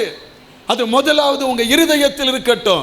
அப்படி இருதயத்தில் இருந்தால் அடுத்த வசனம் எப்படி சொல்லுகிறது, நீ அவைகளை உன் பிள்ளைகளுக்கு கருத்தாய் போதித்து, நீ உன் வீட்டில் உட்கார்ந்து இருக்கும் போதும், வழியில் நடக்கிற போதும், படுத்து கொள்ளுகிற போதும், எழுந்திருக்கிற போதும் அவைகளை குறித்து நீ பேசு. ஒரு அலையில சொல்லுங்க, நம்ம என்ன பேசுகிறோம் வீட்டில் உட்கார்ந்துருக்கும் பொழுது? வீட்டில் உட்கார்ந்துருக்கும் பொழுது சபையில் இருக்கிற குறையை பற்றி பேசுகிறோம். அந்த பிள்ளை எப்படி சபையை பற்றி பெருசாக நினைக்கும்? ஸ்தோத்திரம். ஆராதனை சில குறையை பற்றி பேசுகிறோம். எப்படி என்னச்சு நம்ம பிள்ளைகள் ஆண்டவருக்கு பயந்து நடப்பாங்க. எப்படி என்னச்சுன்னா ஸ்தோத்திரம், பிறர் நினைச்சுன்னா ஏதோ ஒரு ஊழியக்காரனை பற்றி பேசுகிறோம். எப்படி நம்ம பிள்ளைகள் என்னச்சுன்னா கர்த்தருக்கு பயந்து நடப்பாங்க. ஸ்தோத்திரம். இருக்கும் பொழுது, குடும்பத்தில் இணைந்து இருக்கும் பொழுது அந்த பிள்ளைகளுக்கு கற்றுக் கொடுங்கள் தேவனுடைய வார்த்தையை. அந்த பிள்ளைகளுக்கு என்னச்சுன்னா ஸ்தோத்திரம், நல்வழி காட்டுங்கள், ஒழுங்குபடுத்துங்கள். ஸ்தோத்திரம். அவர்களை என்னச்சுன்னா நல்ல அறநெறி அவங்களுக்கு கற்றுக் கொடுங்க. ஸ்தோத்திரம். ஒழுக்கம் என்பது சாப்பிட கற்றுக் கொடுங்க. நம்ம பிள்ளைகள் நல்லா சாப்பிடுதாங்களா? அந்த பிள்ளைகள் பிளேட்டில் எப்படி இருக்கு? அந்த பிள்ளைகள் என்னச்சுன்னா, சில பிள்ளைகள் பாருங்க பிளேட்டில் அது விவசாயம் என்னச்சுன்னா அது இந்த கோழி கிண்டுற மாதிரி கிண்டிட்டு அப்படியே என்னச்சுன்னா போட்டுருவாங்க. அந்த பிள்ளைகளுக்கு அதை சாப்பிட கற்றுக் கொடுங்க. நான் முன்னாலே ஒரு தடவை சொல்லியிருக்கிறேன். ஒரு நாள் எங்கள் வீட்டில் என்னச்சுன்னா, அப்போல்லாம் நம்ம இட்லியெல்லாம் என்னச்சுன்னா ஒரு ஃபங்க்ஷன் நாள் தானே வரும் இட்லியெல்லாம். அப்போ என்னச்சுன்னா ஒரு நாள் இட்லி அவிச்சு அதில் என்னச்சுன்னா சட்னிலாம் ஊற்றி அது எங்கள் அம்மா என்னச்சுன்னா வச்சுருந்தேன். எங்கள் பக்கத்தில் நானும் எங்கள் அண்ணனை உட்காந்து சாப்பிடுதோம். எங்கள் அண்ணன் அந்த இட்லி என்ன போட்டு என்ன செஞ்சான், கசக்கிட்டான். அப்படி போட்டு பிணைஞ்சு என்னச்சுன்னு உருட்டினான். நான் பிச்சு பிச்சு என்னச்சுன்னா, நான் நல்ல வேலைக்கு அவனை காப்பி அடிக்காமல் விட்டேன். நான் பிச்சு பிச்சு தொட்டு தொட்டு சாப்பிட்டேன். எங்கள் அம்மா அங்கேருந்து வந்தாங்க. அங்கேருந்து வந்துட்டு இந்த அகப்பை எடுத்துகிட்டு வந்து கரண்டி எடுத்துகிட்டு வந்து எங்கள் அண்ணன் கையில் ஓங்கி ஒரு போடு போட்டாங்க பாருங்கள். இப்படியாட சாப்பிட்ணும், எப்படி நம்ம என்ன சொல்லுவோம், எப்படி சாப்பிட்டாலும் உள்ளே தானே போகுது அப்படிங்கிறோம். ஆனால் சாப்பிட கற்றுக் கொடுத்தாங்க. உங்கள் பிள்ளைகளுக்கு ட்ரெஸ் போட கற்றுக் கொடுங்க. எப்படி இப்போ நீங்கள் கற்றுக் கொடுக்கலண்ணா, இன்றைக்கெல்லாம் பிள்ளைகள் மாறிட்டு இன்றைக்கி பிள்ளைகள் தான் நமக்கு ட்ரெஸ் போட கற்றுக் கொடுக்குறாங்க. நம்ம பிள்ளைகளுக்கு கற்றுக்க, அதனால தான் இன்றைக்கி சமுதாயம் சீரழிஞ்சு போச்சு. இன்றைக்கி என்ன சாப்பிடணும் அன்றைக்கி அம்மா தான் திட்டம் பண்ணாங்க, இன்றைக்கி பிள்ளைகள் தான் திட்டம் பண்ணுதாங்க. இன்றைக்கி நம்ம வீட்டில் என்ன சமையல் வைக்கணும் அப்படின்னு. ஏன் இன்றைக்கி பிள்ளைகளுக்கு வியாதிகள்? அன்றைக்கி அம்மாவுக்கு தெரியும் இன்றைக்கி என்ன சாப்பாடு வைக்கணும், இன்றைக்கி என்ன குழம்பு வைக்கணும், இன்றைக்கி என்னச்சுன்னா எல்லாம் வைக்கணும் அவங்களுக்கு தெரிஞ்சது. அன்றைக்கி அம்மா கொடுத்த சாப்பாடை சாப்பிட்டு வாழ்ந்தவங்க தான் பலனாக இருக்கிறாங்க. இன்றைக்கி என்னச்சுன்னா அவசரமாக இது பண்ண அதை பண்ணு, உனக்கு அதை பண்ண தெரில இதை பண்ண தெரில. இன்றைக்கி பிள்ளைகள் சொல்லுது சாப்பிடுதுன்னா உயிரே போகுது. பிள்ளைகளுக்கு நம்ம என்ன கற்றுக் கொடுக்குறோம்? மற்றவங்ககிட்ட பேச கற்றுக் கொடுங்க, மற்றவங்ககிட்ட பழக கற்றுக் கொடுங்க, மற்றவங்ககிட்ட என்ன சின்ன ஸ்தோத்திரம் முன்னால் இருக்கும்பொழுது எப்படி இருக்கணும் கற்றுக் கொடுங்க, ஒழுக்க இருக்கிறத கற்றுக் கொடுங்க. இதெல்லாம் அறநெறியை நாம் கற்றுக் கொடுக்காம எப்படி அந்த பிள்ளைகள் படிக்க முடியும்? நம்ம செல்ல ரொம்ப கொடுத்துட்டோம். அது எப்போ பின்னால் பிள்ளைகளை விட்டுட்டு என்னச்சுன்னா எல்லாத்தையும் விட்டு வாழை பிடிச்சிட்டு தொங்குறோம். நம்ம பிள்ளைகளுக்கு கற்றுக் கொடுங்க, தேவ பயத்தை கற்றுக் கொடுங்க. அது எல்லாத்தையும் பிள்ளைகளுக்கு கற்றுக் கொடுங்க. வசனம் என்ன சொல்லுது? தவறு செய்யும் பொழுது திருத்தவும் செய்யணுமா? தவறு செய்யும் பொழுது என்ன செய்யணும்? திருத்த. கற்றுக் கொடுப்பது மட்டும், ஒழுங்குபடுத்த என்பது கற்றுக் கொடுப்பது மட்டும் இல்லை, இப்படி இரு அப்படின்னு கற்றுக் கொடுக்கல. அதில் ஒழுங்கு இல்லாமல் சில தவறு செய்யும் பொழுது அவங்கள திருத்துவது நம்முடைய கடமை. ஸ்தோத்திரம். ஒரு எழுத சொல்லுதோ ஆனா ஆவனா ஈனா ஈயனா அப்படி எழுத சொல்லுதோ, அதில் என்ன செய்யணும், ஆனா போட்டுச்சுன்னா ஆவனா போட்டு வைக்கிறான். அதை நீங்கள் என்ன செய்யணும், ஆனானா இப்படி தான், அதை திருத்துங்க. அதை அடிக்க வேண்டிய அவசியமே இல்லை. அப்போ பிள்ளைகள் என்ன செய்ய கற்றுக் கொடுக்குறோம், கற்றுக் கொடுக்கறதை செய்யலை அப்படின்னா அந்த பிள்ளைகளை திருத்துவதும் நம்முடைய கடமை. அதான் ஒழுங்குபடுத்துவது. வசனம் சொல்லுது பாருங்க, நீதிமொழிகள் 19:18 வாசிக்கிறோம். நீதிமொழிகள் 19:18 நம்ம ஸ்தோத்திரம். நீதிமொழிகள் நம்பிக்கையாக இருக்க மட்டும் மகனை சிக்ஷை செய், ஆனாலும் அவனை கொல்ல உன் ஆத்மாவை என்ன செய்யாத, எழும்ப விட்டாத. 13:24 பாருங்க. நீதிமொழிகள் 13:24 பிரம்பை கையாடாதவன் தன் மகனை பகைக்கிறான். அவன் மேல் அன்பாக இருக்கிறவன் அவனை ஏற்கனவே என்ன செய்கிறான்? தண்டிக்கிறான். அப்பனால பிரம்ப காட்டிலும் அன்பு ரொம்ப முக்கியம். அன்போடு சாந்தத்தோடு என்னச்சுன்னா அவங்களுக்கு உபதேசம் பண்ண பழகணும். அமைஸ்தோத்தை அவங்களுக்கு திருத்த பழகணும். அப்படி தான் செய்யணும், இப்படி தான் இருக்கணும் அப்படின்னு அந்த ஒரு பெரிய என்னச்சுன்னா டீச்சருடைய என்னச்சுன்னா தோரணைகளை வீட்டில் என்னச்சுன்னா செய்யக்கூடாது. அமைத்தோத்திரம் அவங்ககிட்ட அன்பாக நீங்கள் சொல்லி பாருங்கள், பிள்ளைகளை திருத்தலாம். இன்னும் வசனத்தில் பாருங்கள், அமைஸ்தோத்திரம் 22 நீதிமொழிகள் 22:15 பாருங்கள். 22:15 அமைஸ்தோ பிள்ளையின் நெஞ்சில் என்ன ஒட்டி இருக்குமா? மதியினை ஒட்டி இருக்கும். அதை என்ன தண்டனையின் பிரம்பு என்னச்சுன்னா அதை விட்டு என்ன செய்யும்? அகற்றும். பிள்ளைகள் என்னச்சுன்னா ஸ்தோத்திரம் இந்த சமுதாயத்தை பார்க்குறாங்க, மதியினை ஒட்டி இருக்கும். அந்த பிள்ளைகளை சரியாக என்னச்சுன்னா ஸ்தோத்திரம் எது சரி எது தவறுன்னு சொல்லிக் கொடுங்க. இன்றைக்கி ஸ்கூலில் என்னச்சுன்னா ஸ்தோத்திரம் சொல்லிக் கொடுக்க என்னச்சுன்னா அது பழகுறாங்க. ஒரு தொடுதல் அதை பற்றி என்னச்சுன்னா பிள்ளைகளுக்கு பெண் பிள்ளைகளுக்கு கற்றுக் கொடுக்குறாங்க. ஒரு எல்லாம் நம்ம பிள்ளைகளுக்கு என்னச்சுன்னா நான் பெற்றோராக இருக்கிற நான் கற்றுக் கொடுக்க பழகலைன்னா நம்முடைய பிள்ளைகள் கற்றுக்கொள்ள இன்னும் ஒரு நபரை தேடும். அப்படி பிள்ளைகளை என்ன செய்ய இன்னொரு நபருக்கு விடாதபடி நாமே நம்ம பிள்ளைகளுக்கு கற்றுக் கொடுக்க கர்த்தர் நமக்கு கிருபையை தருவார். ஒரு அலையில சொல்லுங்க, நல்ல சத்தமாக சொல்லுங்க. அது மட்டுமல்ல, பிள்ளைகளை என்ன செய்ய நல்லா செய்கிறாங்களா அவங்க நல்லா ஊக்கப்படுத்துங்க. என்ன படுத்துங்க? உற்சாகப்படுத்துங்க. சரியாக செய்யும் பொழுது நீங்கள் செய்யுங்க. அப்போ தான் அதை ஒழுங்குபடுத்த முடியும். அமைஸ்தோத்தை அப்போ ஒழுங்குபடுத்துவது என்பது என்ன? அவங்களுக்கு பயிற்சி கொடுப்பது. ஒழுங்குபடுத்துவது என்ன? அவங்களை திருத்துவது. ஒழுங்குபடுத்துவது என்ன? அவங்களை ஊக்கப்படுத்துவது. இதெல்லாம் செஞ்சால் அவங்களை நம்ம என்ன செய்யணும்? ஒரு நல்ல ஒழுங்கான ஒரு பிள்ளையாய் நம்ம கொண்டு வர முடியும். கர்த்தருக்கு மகிமை உண்டாதாக. ஆமாம், எனக்கு கொடுத்த 2 பிள்ளைகளுக்காய் ஸ்தோத்திரம். என் பிள்ளைகளுக்கு என்ன செய்ய ஸ்தோத்திரம். நான் எனக்கு வந்த பேரனுக்கு நான் செய்த அளவுக்கு என் பிள்ளைக்கு நான் செய்ய முடியலை. ஆமாம், ஸ்தோத்திரம். என் பிள்ளைகள் நான் இன்றைக்கி என் பேரனை கையில் வச்சு நான் சொல்லுவேன், உங்கள் அம்மாவுக்கு நான் இப்படியெல்லாம் இருந்துச்சுன்னா நான் செய்ய முடியலை. ஏன்னா என் பையன் பிறந்திருக்கும் பொழுது என் பையனை போய் பார்க்குவதற்கு என் கையில் என்னச்சுன்னா அங்கேருந்து என்னச்சுன்னா ஒரு 10 ரூபா இருந்தால் போதும், என் பையனை போய் என்னச்சுன்னா பார்க்கலாம் ஊரில். அது பார்க்கறதுக்கு என் கையில் 10 ரூபா இல்லை. அதுக்கே நான் என்னச்சுன்னா என் பையன் பார்க்கறதுக்கு இருதயம் என்னச்சுன்னா அவ்வளோ வலி. அவனுக்கு ஒரு பிஸ்கட் பாக்கெட் வாங்கி கொடுக்க அவ்வளவு எனக்கு வேதனை. ஆனால் என் பிள்ளைகள் என்னச்சுன்னா ஸ்தோத்திரம் எப்பவும் நான் என் பிள்ளைகிட்ட ஒரு வார்த்தையை சொல்லுவேன், ஆண்டவரை மட்டும் பிடிச்சிக்கோங்க, கர்த்தர் உங்களை கைவிடவே மாட்டார். உங்கள் அப்பா இல்லை அம்மா இல்லை. அம்மை ஸ்தோத்திரம். உங்கள் அப்பா அம்மா இன்றைக்கி நாங்கள் வளர்ந்து வருகிறோம், இன்றைக்கி நாங்கள் நல்லா இருக்கிறோம், இன்றைக்கி நாங்கள் யாருடைய என்னச்சின ஒத்தாசை இல்லாமல் இன்றைக்கி இந்த அளவில் இருக்கிறோம் அப்படின்னா அதுக்கு என்னச்சினா ஆண்டவர் நாங்கள் பிடிச்சிக்கிட்டதுனால தான். எங்கள் நம்பிக்கை அவருக்குள்ளே தான் இருந்தது. அதே என்னச்சினா இயேசுவை நீங்களும் விடாமல் பிடிச்சிக்கிட்டிங்கன்னா அவர் உங்களை கைவிடவே மாட்டார், உங்களை மறக்கவே மாட்டார், எங்களை காட்டிலும் உங்களை நல்ல நிலைமைக்கு வச்சிருப்பார். ஸ்தோத்திரம். ஒருவேளை இன்றைக்கி என் பையன் இந்த இடத்துல என்னச்சுன்னா ஸ்தோத்திரம் அவன் வந்து பிரசங்கம் பண்ணும் பொழுது அவருடைய வார்த்தைகளை கேட்டு என்னச்சுன்னா அநேகருடைய இருதயம் பூரிக்கலாம். அநேகர் என்னை பார்த்து என்னச்சுன்னா நல்ல என்னச்சுன்னா பையனை வளர்த்துருக்கினேன், ஆனால் அவனுக்காக நாங்கள் வடித்த கண்ணீர்களும் அவன் இந்த நிலைமையில் இருக்கிறத பார்த்து என்னச்சுன்னா இன்றைக்கி நான் உண்மையிலே என்னச்சுன்னா பெருமைப்படுகிறேன். உண்மையிலே என்னச்சுன்னா ஸ்தோத்திரம் என்னை காட்டிலும் அவன் நல்ல பிரசங்கம் பண்ணுகிறான், என்னை காட்டிலும் கர்த்தருடைய வார்த்தையை நல்ல நிதானித்து போதிக்கிற கிருபை ஆண்டவர் அவனுக்கு கொடுத்துருக்கிறார். அதுக்கெல்லாம் காரணம் என்னச்சுன்னா என் பையனுடைய படிப்பல்ல, அவன் மேலே கர்த்தர் வச்ச பெரிய கிருபை. அல்லேலூயா. உங்கள் பிள்ளைகளுக்கு என்ன சேர்த்து வச்சுருக்கிறீங்க? உங்கள் பிள்ளைகளுக்கு என்ன சேர்த்து வச்சுருக்கிறீங்க?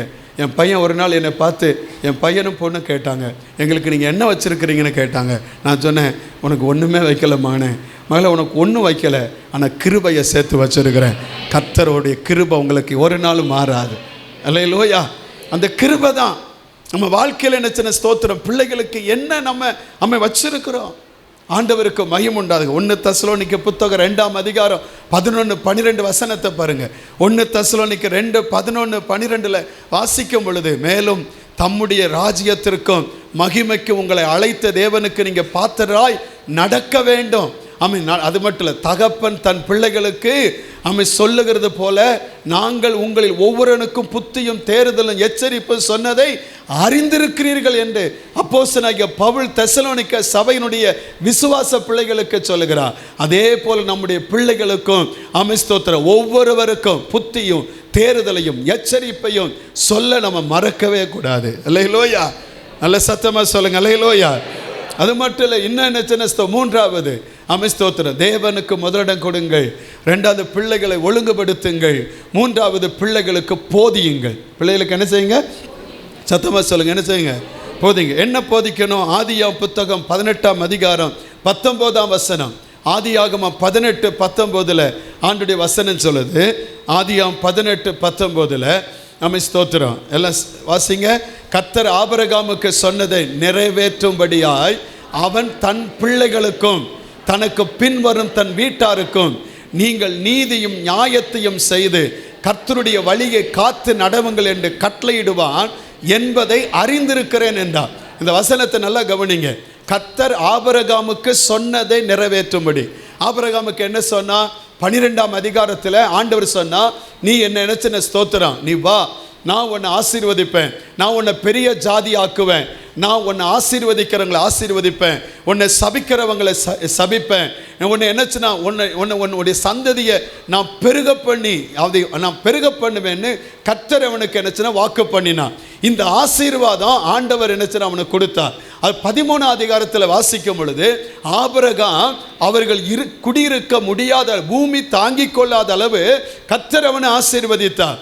ஸ்தோத்திரம். இப்போ அந்த ஆசீர்வாதம் இந்த ஆபிரகாமுக்கு உண்டாகும், அவனுக்கு வருகிற பின் சந்ததிகள் அதை அனுபவிக்கணும். அப்படின்னா அங்க வார்த்தை என்ன சொல்லுது பாருங்க. கர்த்தர் ஆபிரகாமுக்கு சொன்னான், உன்னை ஆசீர்வதிப்பேன், உன் சந்ததி ஆசீர்வதிப்பேன், உன் நிமித்தம் சந்ததிகள் ஆசீர்வதிக்கப்படும் என்று கர்த்தர் சொன்னா, அது நிறைவேற்றப்பட வேண்டுமா?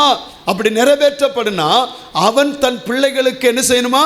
பிள்ளைகளுக்கும் தனக்கு பின்வரும் தன் வீட்டாருக்கும் நீங்கள் நீதியையும் நியாயத்தையும் செய்து கர்த்தருடைய வழிகளை காத்து நடவுங்கள் என்று கட்டளையிடுவான் என்பதை அறிந்திருக்கிறேன் என்று சொன்னார்.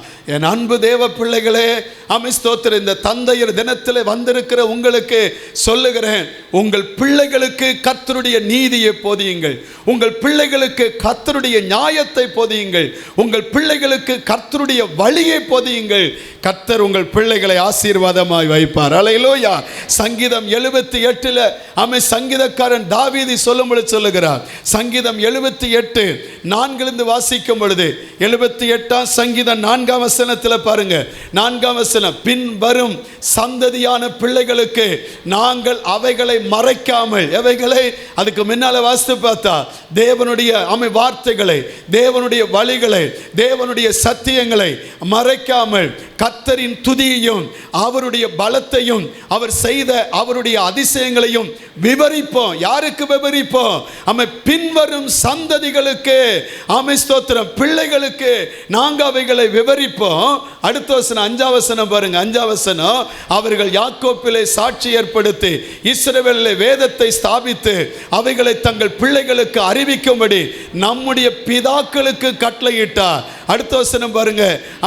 இனி பிறக்கும் பிள்ளைகளாகிய பின் சந்ததியார் அதை அறிந்து கொண்டு அவர்கள் எழும்பி தங்கள் பிள்ளைகளுக்கு அவைகள் என்னச்சுன்னா சொல்லும்படிக்கு. அடுத்த வசனம், தேவன் மேல் அவர்கள் தங்கள் நம்பிக்கையை வைத்து தேவனுடைய செயல்களை மறவாமல் அவர் கற்பனைகளை கை கொள்ளும்படிக்கும். கைகளை வை தலையில சொல்லுங்க பார்க்கலாம். ஒருவன் சொல்லாமல் எனக்கு எப்படி தெரியும்? உங்க பிள்ளைகளுக்கு நம்ம என்ன போதிக்கிறோம்? இயேசுவை பற்றி சொல்லிக் கொடுக்கிறோமா? இயேசுடைய மரணத்தை சொல்லிக் கொடுக்கிறோமா? இயேசுடைய மரணத்தை நிமித்த வருகிற ரட்சிப்பை சொல்லிக் கொடுக்கிறோமா? பாவ மன்னிப்பு நிச்சயத்தை சொல்லிக் கொடுக்கிறோமா? அதெல்லாம் பாஸ்டர் பார்த்துக்கிடுவாரு, அதெல்லாம் சபையில் பார்த்துக்கிடுவாரு. இல்லை, நீங்க என்ன உங்களுக்கு தெரியணும், அது உங்களுக்கு பிள்ளைகளுக்கு சொல்லணும். உங்க பிள்ளைகளுக்கு என்ன ஞானஸ்தானத்தை போதிங்க, உங்க பிள்ளைகளுக்கு என்ன ஸ்தோத்திரம் விசுவாசத்தை போதிங்க, அபிஷேகத்தை போதிங்க. ஸ்தோத்திரம். அதை நீங்க சொல்லிக் கொடுக்காம வேற யாரும் சொல்லிக் கொடுக்க முடியாது. அதனுடைய மேன்மையை சொல்லிக் கொடுங்க. ஆண்டவருடைய நாமம் மகிமைப்படுவதாக. தீமைத்துக்குள் இருக்கிற விசுவாசத்தை குறித்து வேதம் சொல்லுது. அந்த விசுவாசம் எங்க இருந்ததா? 2 தீமோத்தேயு 1ஆம் அதிகாரம் 4ஆம் வசனம் 5ஆம் வசனம் பாருங்க. 2 தீமோத்தேயு 1:4-5 பாருங்க. உன்னில் உள்ள மாயமற்ற விசுவாசத்தை நினைவு கூறுகிறதினால் என்ன விசுவாசம் இருக்கிறதா? மாயமற்ற விசுவாசம் உனக்குள்ள இருப்பதை நினைவு கூறுதினால் என் முன்னோர்கள் முதற்கொண்டு சுத்த மனசாட்சியோட ஆராதித்து வரும் தேவனை நான் என்ன செய்கிறேன்? ஸ்தோத்தரிக்கிறேன். உன்கிட்ட இருக்கிற மாயமற்ற விசுவாசத்தை பார்த்து நான் தேவனை துதிக்கிறேன். எதுக்கு தெரியுமா? அந்த விசுவாசம் எங்கிருந்து வந்ததா? அடுத்த வசனம் பாருங்க. அடுத்த வசனத்தில் ஆமே, அந்த விசுவாசம் முந்தி உன் பாட்டியாகிய பாட்டி முறுமுறுக்கிறாளா இருந்தா, தாத்தா என்னச்சுன்னா ஆண்டவர் மேலே எந்த நம்பிக்கை இல்லாத ஆளாக இருந்தா, அது எப்படி இப்போ என்னச்சுன்னா பிள்ளைகளுக்குள்ளே வரும்? முந்தி உன் பாட்டிக்குள்ளே இருந்தது. அமைச்சதான். அடுத்த அது ரெண்டாவது என்னச்சுன்னா உன் தாயாகிய ஐனிக்கேலுக்குள்ளும் அதுக்கு நிலைத்திருந்தது. அந்த விசுவாசம் இருந்தது மட்டும் இல்லை, என்னது நிலைத்திருந்தது. அது உனக்குள்ளும். ஒரு அலையில் சொல்லுங்க பார்க்கலாம், ஒரு அலையில் சொல்லுங்க பார்க்கலாம். இப்போ நம்ம பிள்ளைகளுக்கு என்ன போதிக்கிறீங்க? என்ன போதிக்கிறீங்க? சத்தியத்தை போதிக்கிறீங்களா? போதிக்காமல் எப்படி பிள்ளைகள் சத்தியத்தை நடப்பாங்க? போதிக்காமல் எப்படி இயேசுவுக்காக வாழ்வாங்க? போதிக்காமல் எப்படி என்னச்சுன்னா ஸ்தோத்திரம்? நம்ம அநேக நேரத்தில் என்னச்சுன்னா ஸ்தோத்திரம். ஒரு பிள்ளை மேக்ஸில் கொஞ்சம் கோளாறாக இருக்குன்னா உடனே என்னச்சுன்னா டியூஷன் வச்சுருந்தோம். அவர் என்னச்சுன்னா இங்கிலீஷில் கொஞ்சம் கோளாறாக இருக்குன்னா அதுக்கு ஒரு டியூஷன் வச்சுருந்தோம். படிப்பில் கோளாறுன்னு ஒரு டியூஷன் வச்சுருந்தோம். ஆனால் பிள்ளைகள் என்னச்சுன்னா ஆவிக்குரிய நிலைமையில் கோளாறு இருக்குன்னா என்னைக்காவது பாஸ்டர்கிட்ட கூப்பிட்டு, பாஸ்டர் இந்த பிள்ளைக்கு கொஞ்சம் டியூஷன் எடுக்கிறதுக்கு ஏதாவது, அதுக்காக நாளைக்கே கூப்பிட்றாதீங்க தத்துரு அல்லேலூயா. யோசித்து பாருங்களேன், நம்ம பிள்ளைகளை எப்படி போதிக்கிறோம், அதை எப்படி நம்ம நடத்துகிறோம்? விசுவாசத்தை போதிங்க. ஒரு உதாரணத்தை உங்களுக்கு சொல்லுதேன். ஆதியாகமம் 22 அதிகாரத்தில் தன் மகனை பலி செலுத்ததற்காக, ஆதியாகமம் 22:7-8 பலி செலுத்துவதற்காக ஆண்டவர் குறித்திருக்கிற மலைக்கு தன் பிள்ளையை கொண்டு போகிறார். அப்படி கொண்டு போகும் பொழுது என்னச்சுன்னா அப்பாவை பார்த்து கேட்குறான். 7ஆம் வசனம் பாருங்கள். அப்பொழுது ஈசாக்கு தன் தகப்பனாகிய ஆபிரகாமை நோக்கி, என் தகப்பனே என்றான். அதற்கு அவன், என் மகனே இதோ இருக்கிறேன் என்றான். அப்பொழுது அவன், இதோ நெருப்பும் கட்டையும் இருக்கிறது, தகன பலிக்கு ஆட்டுக்குட்டி எங்கப்பான்னு கேட்டான். ஒரு அப்பாவுடைய இருதயம் எப்படி இருக்குன்னு பாருங்கள். சுக்குனூர் நொறுங்கி இருக்கும். அவங்க அப்பா யாரை பலியிட போகிறான்? மகனை. அவன் கேட்குறான், எல்லாம் இருக்குப்பா, ஆடுங்க அப்படின்னு சொல்லி அவன் இருதயம் உடைக்கிற மாதிரி கேள்வி கேட்குறான். அப்பா என்ன சொன்னார்? அடுத்த வசனம் பாருங்களேன். அடுத்த வசனம். அதற்கு ஆபிரகாம், என் மகனே தேவன் தமக்கு தகன பலிக்கான ஆட்டுக்குட்டியை பார்த்து கொள்ளுவார் என்றான். அப்புறம் இருவரும் கூடி போனாங்க. நான் ஒன்று தெரியுமா, அவன் ஒரு வாலிபன். அவன் என்னச்சுன்னா அவனுக்கு 13 வயது என்னன்னு சொல்லுதாங்க. அவன் அந்த 13 வயசில் இவன் வயதானவன். ஆனால் அவன் போய் என்னச்சுன்னா எல்லா கட்டையை 2 பேரும் சேர்ந்து அடுக்கிறாங்க. எல்லாம் தீ மூட்டதுக்கு ரெடி ஆகிட்டு இவன் மேலே பலி வைக்கணும். இப்போ அவன் தன் மகனை தான் கட்டி வைக்கிறான். அப்போ நான் நினைக்கிறேன், அந்த ஆபிரகாம் சொன்ன மாதிரி ஈசாக்குள்ள ஒரு விசுவாசம் இருக்கும். அப்பா சொன்னார்ல, கர்த்தருடைய பர்வதத்தில் பார்த்து கொள்ளப்படும். அவன் என்ன சொன்ன, என்ன பலி செலுத்த போகிறான்னு அவனுக்கு தெரிஞ்சிருக்காது. அவன் அந்த நேரத்துலையும் அவனுக்கு ஒரு நம்பிக்கை வந்திருக்கும். எங்கள் அப்பா சொன்னார்ல, எங்கள் அப்பா எதை சொன்னாலும் போய் சொல்லவே மாட்டார், உண்மை தான் சொல்லுவார். அல்லேலூயா. அவர் அதனால என்னச்சுன்னா அவன் அந்த கான்ஃபிடென்ட்டோடு என்னச்சுன்னா அவன் அதை நினச்சி என்னச்சுன்னா உண்மையில் அதில் என்னச்சுன்னா அவங்க அப்பா படுக்க வச்ச பொழுது இவனும் படுத்திருப்பான். அந்த 14ஆம் வசனம் சொல்லுது. 14ஆம் வசனத்தில் 14ஆம் வசனம், ஆபிரகாம் அந்த இடத்திற்கு யெகோவா ஈரே என்று பெயரிட்டான். அதனால கர்த்தருடைய பர்வதத்தில் பார்த்து கொள்ளப்பட வேண்டும் இந்நாள் வரைக்கும் சொல்லப்பட்டு வருகிறது. இது எங்கே பிரதிபலித்தது? எங்கே பிரதிபலித்தது? 26ஆம் அதிகாரத்துக்கு வாங்க. அங்கே என்னச்சுன்னா ஆபிரகாம் நாட்களில் உண்டான பஞ்சத்தை காட்டிலும் ஒரு கொடிய பஞ்சம் வந்தது. உடனே என்னச்சுன்னா அப்பா என்னச்சுன்னா எப்படி எகிப்துக்கு போன்னு நினச்சானோ அதே மாதிரி இவனும் என்னச்சுன்னா எகிப்துக்கு போவதற்கு பிரயாசப்படுதான். அப்பா சொல்லுதார், அங்கே ஆண்டவர் சொல்லுதார், இல்லை இல்லை உங்கள் அப்பா போன வழியிலே போகாத, நீ இந்த காராவூர்லேயே குடியிரு, நான் உன்னை ஆசீர்வதிப்பேன்னு சொன்னான். அவன் ஒன்று என்னச்சுன்னா அந்த ஆண்டர் மேல் தான் அப்பா கற்றுக் கொடுத்த விசுவாசம், நம்பிக்கை, அந்த தேவனின் தேவையை சந்திக்க முடியும், என்னை ஆசீர்வதிக்க முடியும் என்கிற அந்த நம்பிக்கையோடு கூட என்னச்சுன்னா அந்த தேசத்தில் இருந்தான். 12ஆம் வசனத்தில் தண்ணி இல்லை, எதுவுமே இல்லை, ஆனால் தேசத்தில் விதைச்சான். கர்த்தர் 100 மடங்கு ஆசீர்வதித்தார். அல்லேலூயா. நல்ல சத்தமா சொல்லுங்க. அதனால தான் எதிரிகள் அவன் மேலே பொறாமை கொண்டாங்க. நாங்கள் செய்ய முடியாதது நீ செஞ்சிருக்க. அவன் மேலே பொறாமை கொண்டாங்க. அதனால அவன் ஊற்று என்ன தோண்ட பொழுது அதை தூர்த்து போட்டாங்க. அவன் ஆசீர்வாதத்தை கெடுத்து பார்த்தாங்க. ஆனால் ஒரு மனிதனை கர்த்தர் ஆசீர்வதிக்க ஆரம்பிச்சுட்டானா எந்த மனுஷன் அதை தடை பண்ணவே முடியாது. அந்த நம்பிக்கை உங்கள் பிள்ளைகளுக்கு ஊட்டுதீங்களா? அந்த விசுவாசத்தை ஊட்டுதீங்களா? அது ஊட்டி பாருங்க, உங்கள் பிள்ளைகள் ஆசீர்வாதமாய் மாற முடியும். அல்லையில சொல்லுங்க, அல்லையிலோயா, நல்ல சத்தமாக சொல்லுங்க. பிள்ளைகளுக்கு என்ன போதிக்கிறோம்? என்ன போதிக்கிறோம்? பிள்ளைகளுக்கு நம்ம எதை போதிக்கிறோம்? அது இன்னைக்கு சில நேரத்தில் சில பிள்ளைகளுக்கு வருத்தத்தை கொடுக்கும். ஆனால் உங்கள் பிள்ளைகளுக்கு போதிங்க. ஒரு சின்ன ஒரு ஸ்டோரி சொல்லுது. இருக்கீங்களா? இருக்கீங்களா? ஆனால் இன்றைக்கி வாலிபர் கூட்டம் வேண்டாம். ஏன்னா இன்றைக்கி வாலிபர்களுக்கு தான் பேசுகிறேன், அதனால் வேண்டாம், இருக்கட்டும்.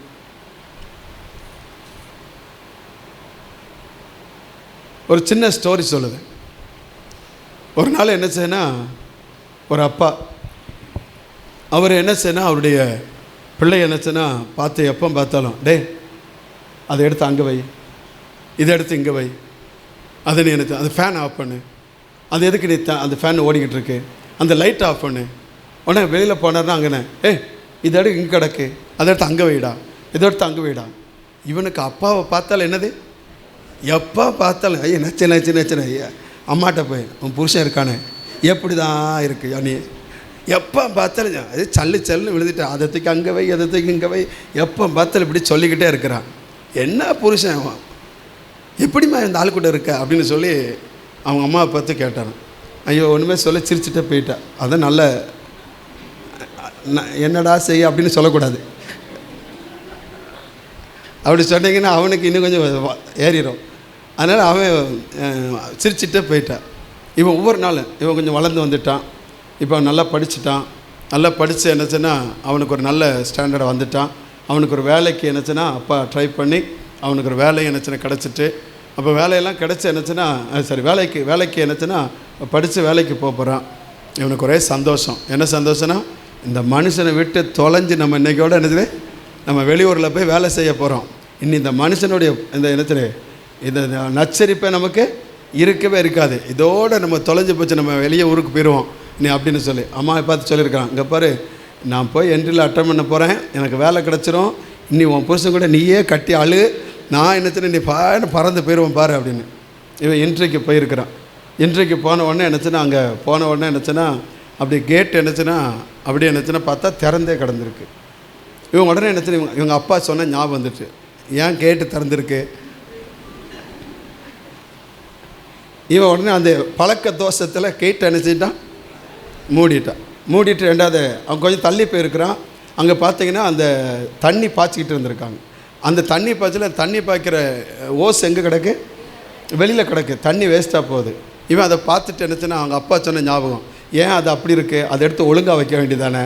இவன் உடனே என்னச்சுன்னா அதை எடுத்து என்ன செஞ்சான், பழக்க தோஷம் அது போதிச்சது, அது உடனே அதுக்கு அதை வந்து என்னச்சுன்னா செடிக்குள்ளே போட்டான். அப்படி நடந்து போய்கிட்டே இருந்திருக்கிறான்.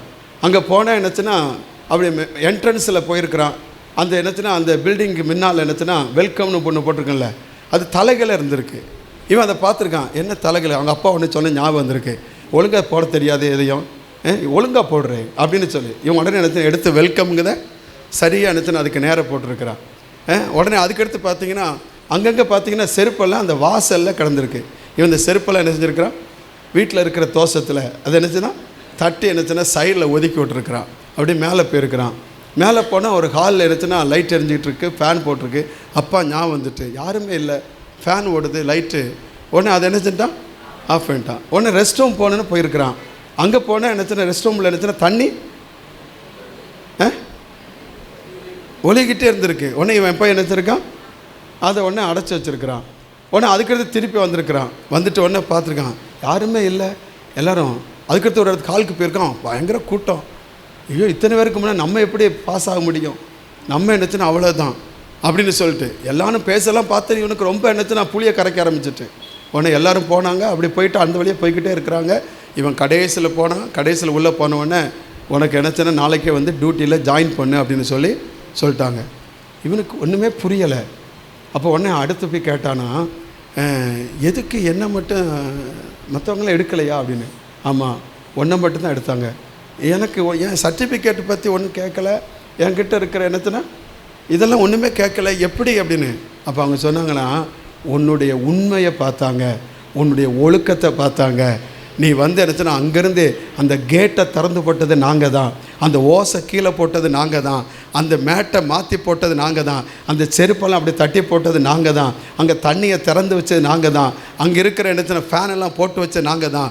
இதில் ஒழுங்கு இல்லாதவன் அவன் வேலையில் ஒழுங்காக இருக்க மாட்டான்னு தெரிஞ்சு தான் மற்ற எல்லாத்தையும் படித்த கெட்டிக்காரங்களாம் ரிஜெக்ட் பண்ணோம், ஒன்றை நாங்கள் செலக்ட் பண்ணோன்னு. பிள்ளைகளுக்கு என்ன போதிக்கும், அதனால் படிக்காமல் வச்சிடாதீங்க. இப்படி ஒழுக்கத்துக்குள்ளே தான் பிள்ளை படிச்சிடும் இல்லையா. பிள்ளைகளுக்கு கற்றுக் கொடுங்க, பிள்ளைகளுக்கு என்ன செய்யுங்க, நல்லா கற்றுக் கொடுங்க. அது உங்கள் பிள்ளைகளுக்கு ஆசீர்வாதத்தை கொண்டு வரும் இல்லையா. அடுத்து 4வது, உங்கள் பிள்ளைகளுக்காக ஜெபம் பண்ணுங்க. என்ன பண்ணுங்க? எத்தனை பேர் உங்கள் பிள்ளைகளுக்காக தினந்தோறும் ஜெபம் பண்ணுவாங்களா? அல்லையில சொல்லுங்க. உங்கள் பிள்ளைகள்ல தோத்துறோம். பிள்ளைகளுக்காக தினந்தோறும் ஜெபம் பண்ணணும். தினந்தோறும் உங்கள் பிள்ளைகள் என்ன சாப்பாடு கொடுக்கலையோ உங்கள் பிள்ளைகளுக்கு தினந்தோறும் ஜெபம் பண்ணதை மட்டும் விடாதீங்க. ஸ்தோத்திரம். யோபு 1:4-5 வாசிக்கிறோம். யோபு 1:4-5 வாசிக்கிறோம். ஸ்தோத்திரம். அவன் அங்கே வசனத்தை பாருங்கள்.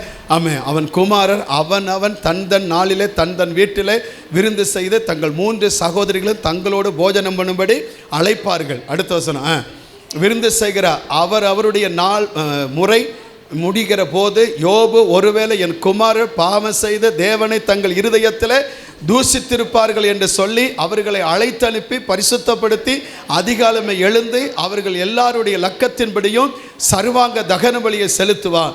இந்த பிரகாரமாக யோபு அந்நாட்களில் எல்லாம் செய்து வரும். ஒரு அலையில் சொல்லுங்க பார்க்கலாம், நல்ல சத்தமாக சொல்லுங்க பார்க்கலாம்.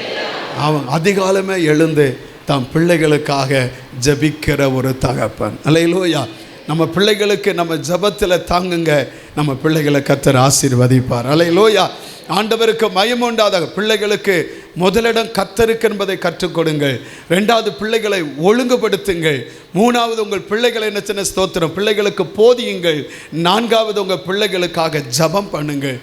ஸ்தோத்திரம். வேதம் சொல்லுகிறது 1 நாளாகமம் 29:18-19 வாசிக்கும் பொழுது 1 நாளாகமம் 29:18-19 வாசிக்கும் பொழுது அங்கே வாசிக்கிற ஆபிரகாம், ஈசாக்கு, இஸ்ரவேல் என்னும் எங்கள் பிதாக்களின் தேவனாய கர்த்தாவே, உமது ஜனத்தின் இருதயத்தில் உண்டான இந்த சிந்தையே நினைவையும் என்றைக்கும் காத்து அவர்கள் இருதயத்தை உமக்கு நேராக்கியர்களும் என்று சொல்லி அவன் ஜெபிக்கிறான். அடுத்த வசனம் பாருங்க.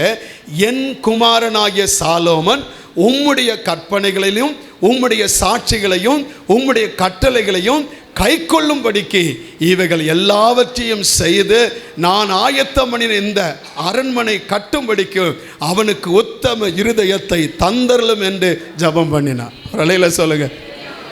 நம்ம ஜெபம் பண்ணுதோம். எப்படி ஜெபம் பண்ண? என் பிள்ளையை ஆசீர்வதிங்கப்பா, என் பிள்ளையை ஆசீர்வதிங்க. நல்லது தான். ஆனால் பிள்ளைகளுக்காக எப்படி ஜெபம் பண்ணணும் அப்படின்னு வேதம் கற்றுக் கொடுக்கு. தோத்திரம். அவர்கள் பாவம் செய்யாமல் இருப்பதற்காக, என்ன தேவனுக்கு விரோதமான காரியத்தை எதையும் என் பிள்ளைகள் செய்துவிடக்கூடாது என்பதற்காக என்னச்சுன்னா யோபு ஜெபம் பண்ணினா. இங்கே வாசிக்கிறோம், என் பிள்ளைகள் உம்முடைய கற்பனைகளையும் உம்முடைய சாட்சிகளையும் உம்முடைய கட்டளைகளையும் கை கொள்ளும்படிக்கும் நீர் ஆண்டவரை குறித்து வைத்திருக்கிற உம்முடைய வேலைகளை செய்து முடிக்கும்படிக்கும் என் பிள்ளைகளுக்கு அந்த உத்தம இருதயத்தை தாரும் என்று இவன் தாவீது ஜெபித்தான். என் அன்பு தேவ பிள்ளைகளே, ஜெபத்திலையும் வித்தியாசம் இருக்கிறது. ஜெப பிள்ளைகளை ஆசீர்வதியும் என்பது அந்த ஆசீர்வாதத்தை கொண்டு வருவதை காட்டிலும் பிள்ளைகளை ஆசீர்வாதத்துக்கு நேராய் நடத்துவதற்கு தேவனுடைய வழிகள் என்னச்சுன்னா பிள்ளைகள் கற்றுக்கொள்வதற்கு தேவனுடைய வார்த்தைகளை கற்றுக்கொள்வதற்கு நீங்கள் அதில் முக்கியப்படுத்தி பாருங்கள். உங்கள் பிள்ளைகள் நிச்சயமாய் சிறந்த ஆசீர்வாதமான சந்ததிகளாய் மாறுவார்கள். அல்லேலூயா. கர்த்தருக்கு மகிமை உண்டாவதாக. எனவே அப்படிதான் வேதத்தில் என்னச்சுன்னா அவர்கள் ஜெபிக்க ஆரம்பித்தார்கள். ஸ்தோத்திரம். நேரத்தை கருதி முடிக்கிறேன். 5வது என்னச்சுன்னா ஸ்தோத்திரம், உங்கள் பிள்ளைகளுக்கு ஆசீர்வாதமாக இருங்கள். எப்படி இருங்க? முதல்ல என்ன சொன்னேன்? தேவனுக்கு, சத்தமாக சொல்லுங்க, நல்ல சத்தமாக சொல்லுங்க, தேவனுக்கு. 2வது ஒழுங்கு, பிள்ளைகளை என்ன செய்யுங்க? ஒழுங்குபடுத்துங்க. 3வது பிள்ளைகளுக்கு போதிங்க.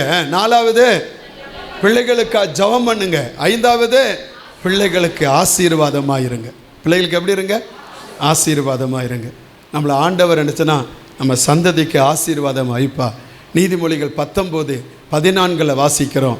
நீதிமொழிகள் 19:14 அமிஸ்தோத்திரம். நீதிமொழிகள் 19:14 வீடும் ஆஸ்தியும் பிதாக்கள் வைக்கும் சுதந்திரம், புத்தி உள்ள மனைவியோ கர்த்தர் அருளும்.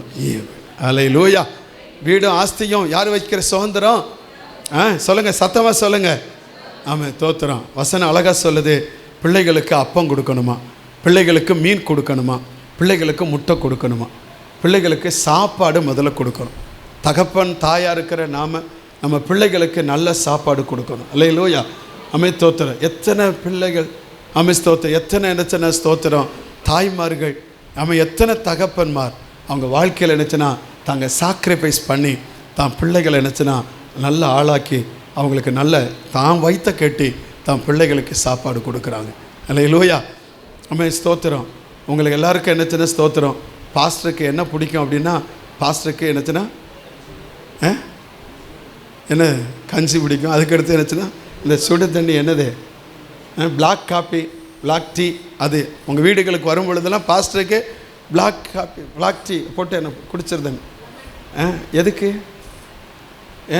எங்கள் வீட்டில் பால் இல்லாமல் இருந்ததா? அப்படிப்பட்ட குடும்பத்தில் இருந்தோம் இல்லை. 2 பேருமே என்னச்சுன்னா அப்படி நல்ல குடும்பத்தில் தான் பிறந்தோம். ஆனால் எங்களுடைய ஆரம்பத்தில் ஸ்தோத்திரம் எங்கள் வயிற்றை கட்டி என் பிள்ளைக்கு காலையில் 1/2 லிட்டர் பால் வாங்கினா அதில் நம்ம காப்பி போட்டு குடிச்சிட்டா பிள்ளைக்கு பால் கொடுக்க முடியாது. அப்படிங்கிறதுக்காக அதை சாக்ரிஃபைஸ் பண்ணோம். வந்திருக்கிற பிள்ளைகளுக்கு ஒன்று சொல்லுதேன். நம்மளெல்லாம் நம்ம பெற்றோர்கள் எப்படி வளர்த்தாங்கன்னா, தங்களை தியாகம் பண்ணி வறுத்து ஸ்தோத்திரம் தங்களை என்னச்சுன்னா சுயத்தை வெறுத்து, தங்கள் வாழ்க்கை இருக்கிற ஆசபாசங்களை வெறுத்து, தங்கள் வயிறை கட்டி என்னச்சுன்னா நம்மளெல்லாம் வளர்த்து ஆளாக்கி விட்டுருக்குறாங்க. நம்ம அப்பா அம்மாவை நம்ம மறக்கக்கூடாது. அல்லேலூயா. அப்பா அம்மாவை நம்ம மறக்கக்கூடாது. ஸ்தோத்திரம். அன்னைக்கு என்னச்சுன்னா பழகின 2 பேரும் பழகின பழக்கம்தான் இன்றைக்கி வர என்னச்சுன்னா அந்த பிளாக் காப்பியே என்னச்சுன்னா நம்ம லைஃப்பில் அது என்னச்சுன்னா அந்த இந்த டீயை காட்டலாம் இதுதான் நமக்கு ரொம்ப பிடிச்ச இதாக போயிட்டு. உங்கள் வாழ்க்கையில் என்னச்சுன்னா ஸ்தோத்திரம் பிள்ளைகள் என்னச்சுன்னா நல்ல சாப்பாடு கொடுக்க முதலாவது நல்ல பேரண்ட்ஸாக இருங்க. சோம்பேறியாக இருக்காதீங்க, உழைங்க, சும்மா இருக்காதீங்க. உங்கள் பிள்ளைகளுக்கு சாப்பாடு நீங்கள் கொடுக்கணும், நீங்கள் உழைங்க. அதுக்கு நீங்கள் சும்மா இருக்காதீங்க. நீங்கள் அதுக்கான உழைச்சாதான். ஆண்டவர் சொல்லியிருக்கிற வேலை செய்யாத சாப்பிடக்கூடாது. அதுக்கு நீங்கள் என்ன செய்யணும் ஸ்தோத்திரம், நீங்கள் கண்டிப்பாக என்ன வேலை செய்யணும். நீங்கள் என்ன நம்ம ஊரில் போய் பாருங்கள், இந்த தெருவில் போய் பாருங்கள்.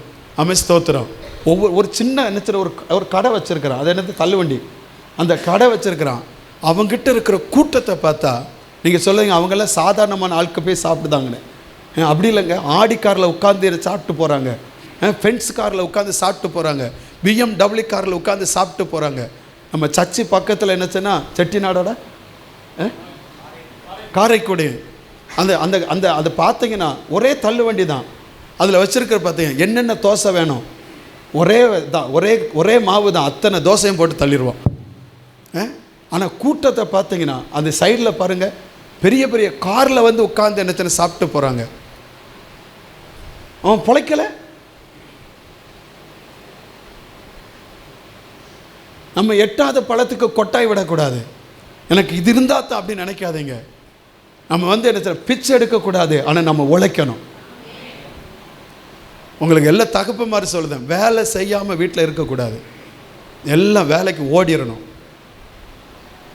வரமாட்டுக்கு எனக்கு வேலை எவனும் கட்டளை இடப்படவில்லை, வாங்க உங்களுக்கு வேலை வாங்கி கொடுக்குறேன். ஸ்தோத்திரம். எத்தனை நம்ம ஆட்கள் வேலை, எத்தனை இடத்துல சும்மா வேலைக்கு ஆட்கள் தேவைன்னு போட்டிருக்கு. எதுனா வேலை செய்யணும், கடின உழைப்பு நமக்கு இருக்கணும். உழைந்து நம்ம குடும்பத்தை என்னச்சுன்னா பிள்ளைகளை கவனிங்க. அது மட்டும் இல்லை, அவங்களுக்கு நல்ல வஸ்திரம் கொடுங்க. ஸ்தோத்திரம். மத்தேயு 7 என்னச்சுன்னா 9 ஸ்தோத்திரம். ஆதியாகமம் 37:3 வாசிக்கிறோம். ஸ்தோத்திரம். 1 சாமுவேல் 2:19 வாசிக்கிறோம். ஒரு சின்ன சட்டையை தச்சு கொண்டு போய் கொடுத்தானா. ஸ்தோத்திரம். அது மட்டும் இல்லை, பலவர்ணமான வஸ்திரத்தை யோசேப்புக்கு கொடுத்தாங்களாம். அது மட்டும் இல்லை, பிள்ளைகளுக்கு திருமணம் செய்து வைத்தான். ஸ்தோத்திரம். பாருங்க 2 நாளாகமம் 11:22 பாருங்க. 2 நாளாகமம் 11:22-23. ரெகோபெயா மகளின் குமாரனாகிய அபியாவை அவன் சகோதரர்களுக்குள்ளே தலைவனும் ஏற்படுத்தினா. அவன் ராஜாவாக நினைத்தான். அடுத்த வசனம் பாருங்க. அடுத்து, அவன் புத்தியாய் நடந்து யூதா பென்யமின் எல்லா தேசனுள்ள அரணான சகல பட்டணங்களும் தன் குமாரர் யாவரையும் பிரித்து வைத்து அவர்களுக்கு வேண்டிய ஆகாரத்தை கொடுத்து அவர்களுக்கு அநேகம் பெண்களை. ஒரு அலையில சொல்லுங்களேன். ஏன் நீங்கள் பாஸ்டர் ஒரு மாப்பிள்ளை பாருங்கள், ஒரு பொண்ணு பாருங்கள், சொல்லுங்கள், பரவாயில்ல. ஆனால் நீங்கள் உங்கள் பிள்ளைகளுக்காக தேடணும். அல்லேலூயா. நல்ல வரங்களை உங்கள் பிள்ளைகளுக்காக நீங்கள் ஜெபம் பண்ணி எடுக்க பழகணும். கர்த்தருக்கு மகிமை உண்டாதாக. இன்னொரு வசனத்தை நீங்கள் பார்த்தீங்கன்னா ஸ்தோத்திரம், அதில் 21ஆம் வசனத்தை பாருங்கள். 21ஆம் வசனத்தில் எத்தனை பேர் இருந்தாங்களாம்? ஸ்தோத்திரம். ரெகொபெயாம் தன்னுடைய மனைவிகள் மறுமனையாட்டு எல்லாரிலும் அப்சலோமின் குமாரத்தையாக மாகாளை சிநேகித்தான். 18 மனைவிகளையும் 60 மறுமனையாட்டி. உங்களுக்கு அப்படிலாம் வேண்டாம், ஒன்னே கண்ணுன்னு போதும். ஸ்தோத்திரம். விவாகம் பண்ணி 28 குமாரரையும் 60 குமாரத்திகளையும் பெற்றான். அத்தனை பேருக்கும் கல்யாணம் முடிச்சு வச்சான். நம்ம ஒன்றை பெற்றுட்டு படுத்த பாடு அதுக்கு சரி பண்ணணும். அதுக்கு நியாயாதிபதிகள் 10ஆம் அதிகாரத்தில் பாருங்கள், ஒரு சம்பவத்தை பாருங்கள்.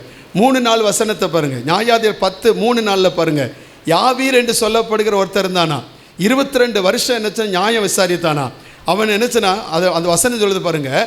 அவனுக்கு பின்பு கிளையாத்தினை யாவீர் எலும்பு இஸ்ரேல் 22 வருஷம் நியாயம் விசாரணை. அடுத்த வசனத்தில் பாருங்கள். அடுத்த வசனத்தில் அவன் 30 கழுதை குட்டிகள் மேல் ஏறும் 30 குமாரர் அவனுக்கு இருந்தார்களாம். அப்போ கழுதை குட்டி அன்னைக்கு என்னது? அன்னைக்கு பைக்கை வாங்கி கொடுத்துருக்கான், கார் வாங்கி கொடுத்துருக்கான். பிள்ளைகளுக்கு நம்ம என்ன செய்யணும்? அல்லையில சொல்லுங்க. என்ன வரமாட்டுக்கு? அல்லையிலோயா. 30 கழுதை குட்டிகள் மேலே ஏறுகிற என்னச்சுன்னா 30 குமார் இருந்தாங்களாம்.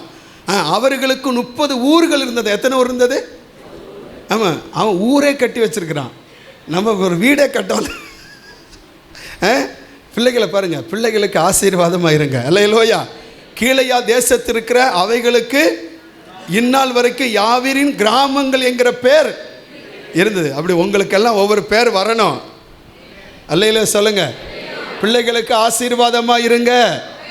ஆமென். அல்லேலூயா சொல்லுங்க. உற்சாகமாக சொல்லுங்க. அல்லேலூயா. ஆண்டவருக்கு மகிமை உண்டாவதாக. ஆமென். ஸ்தோத்திரம். நம்ம வாழ்க்கையில் என்னச்சுன்னா நம்முடைய பிள்ளைகளுடைய உயர்வுக்கு நீங்கள் என்னச்சுன்னா ஆசீர்வாதமாக இருக்க கர்த்தர் கிருபையை தருவாராக. அல்லேலூயா.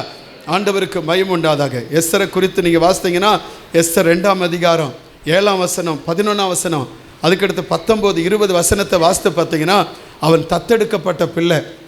அந்த பிள்ளையுடைய உயர்வுக்காக வாசலில் காத்து கடந்து என்னச்சுன்னா அந்த பிள்ளையை என்னச்சுன்னா ஒரு நல்ல வழிக்கு கொண்டு வந்தான். நான் சொல்லுகிறேன், நான் கடைசியாக ஒன்று சொல்லி முடிக்கிறேன். ஆமென். ஸ்தோத்திரம். தகப்பனாக இருக்கிற நீங்கள், ஆமென். ஸ்தோத்திரம். பெற்றோராக இருக்கிற நீங்கள் உங்கள் பிள்ளைகளுக்கு கர்த்தருக்கு முதலிடம் கொடுக்க நீங்கள் பழக்க வையுங்கள். 2வது என்னச்சுன்னா ஸ்தோத்திரம், உங்கள் பிள்ளைகளை ஒழுங்குபடுத்துவது நம்முடைய கடமை. பிள்ளைகளை ஒழுங்குபடுத்துங்கள். போதிக்க வேண்டியது நம்முடைய கடமை. பிள்ளைகளுக்கு வேண்டிய சத்தியத்தை போதியுங்கள். பிள்ளைகளுக்காக ஜெபிக்க வேண்டியது நம்முடைய கடமை. பிள்ளைகளுக்காக ஜெபியுங்கள். பிள்ளைகளுக்கு ஆசீர்வாதமான பெற்றோராக இருக்க வேண்டியது நம்முடைய கடமை. அது பிள்ளைகளுக்கு நாம் ஆசீர்வதிக்கப்பட்ட ஆமென். ஸ்தோத்திரம். பெற்றோர் என்கிற எண்ணம் வருவதற்கு கர்த்தர் கிருபையை தருவார். அல்லேலூயா. ஆமென். ஸ்தோத்திரம். நம்முடைய உயர்வுக்கு காரணமாக இருக்கிற ஆமென். ஸ்தோத்திரம் நம்முடைய பெற்றோர்களை பிள்ளைகளாக இருக்கிற நாம் ஒருவரும் மறந்து விடக்கூடாது. இன்றைக்கி இங்கே வந்திருக்கிற எல்லாரையும் பார்த்து சொல்லுகிறேன், எல்லாருக்கும் தகப்பன் இருக்குது, எல்லாருக்கும் தாய் இருக்குது. ஆமென். ஸ்தோத்திரம். உங்கள் தாய் தகப்பன் வயது முதிர்ந்தலாகும் பொழுது ஒரு நாள் அவங்கள தூசிக்காதீங்க. அவங்க மேலே போன வாரம் சொல்லியிருக்கிறேன், அவங்களுடைய ஆசீர்வாதத்துக்கு நீங்கள் பங்காளிகளாய் மாறணும். அல்லேலூயா. நம்முடைய உயர்வுக்கும் நம்முடைய பெருக்கத்திற்கும் அவர்கள் காரணமாக இருந்தாங்க. ஒருவேளை உங்களுக்கு ஒரு பெரிய ஆசீர்வாதத்தை அவங்க கொடுக்காமல் இருக்கலாம், ஆனால் உங்களுக்காக அவங்க ஜெபம் பண்ணியிருப்பாங்க. அவங்க உங்களுக்காக என்ன சின்ன ஸ்தோத்திரம் இதுவரை நம்மளை உயிரோடு கூட அவங்க வச்சுருக்கலாம். அந்த தாய் தகப்பனை மறக்கக்கூடாது. குறிப்பாக உங்கள் தகப்பனார் தினத்தில் உங்களை பார்த்து சொல்லுகிறேன், உங்கள் தகப்பனை கனம் பண்ணுங்கள். உங்கள் ஆயுசு நாட்கள் நீடித்திருப்பதற்கும் உங்களுக்கு நன்மை உண்டாகிருக்கிறதுக்கும் ஆமென். ஸ்தோத்திரம். உங்கள் தாயும் தகப்பனை என்ன செய்யுங்க? கனம் பண்ணுங்கள். நீங்கள் நல்லா இருக்கணுமா, நீங்கள் பெருகணுமா, விருத்தி அடையணுமா, உங்கள் தாய் தகப்பனை கனம் பண்ணுங்க. ஒரு நாள் ஒரு தகப்பன் அப்படி என்னச்சுன்னா மனைவி இறந்து போயிட்டாங்க. ஒரே ஒரு பையன். அந்த பையனை ரொம்ப என்னச்சுன்னா செல்லமாக வளர்த்தாங்க. அவனுக்கு நல்ல என்னச்சுன்னா ஸ்தோத்திரம் சுருக்கமாக சொல்லி முடிச்சிருந்தேன். எல்லாம் அவனை ஒரு நல்ல என்னச்சுன்னா ஜாப்புக்கு கொண்டு போனாங்க. திருமண காரியம் வந்தது. ஒரு திருமணத்தை அவனுக்கு என்னச்சுன்னா அவனுக்கு ஏற்படுத்தி கொடுத்தாங்க. இப்போ அவன் நல்லா ஆசீர்வாதமாக இருக்கிறான். அவனுக்குன்னு வீடு, அவனுக்குன்னு மனைவி, அவனுக்குன்னு என்ன குடும்பம். இப்போ அப்பா தனியாக நிற்கிற அப்பா இவனுக்கு என்னச்சுன்னா ஸ்தோத்திரம். இப்போ அப்பாவுக்கு துணை ஒருத்தர் இல்லை. இப்போ அவன் தான் குடும்ப பிஸியில் போயிட்டான். இவர் தனிமையாக இருக்கிறார். ஒரு நாள் அப்பாட்ட வந்து பையன் சொல்லுகிறான், அப்பா நான் உங்களை வந்து ஒரு நல்ல இடத்துல கொண்டு போய் விட போகிறேன். ஏன்னா நீங்கள் என் கூட இருக்கத என் மனைவி விரும்பலப்பா. அவளுக்கு ஒரு டிஸ்டர்பன்ஸாக இருக்குது, அவளுக்கு ஒரு சமாதானம் என்னச்சுன்னு இல்லாமல் இருக்குது. அதனால் உங்களை கொண்டு போய் நான் ஒரு இடத்துல என்னச்சுன்னா விட போகிறேன்ப்பா அப்படின்னு. அப்பா சிரிச்சாராம்.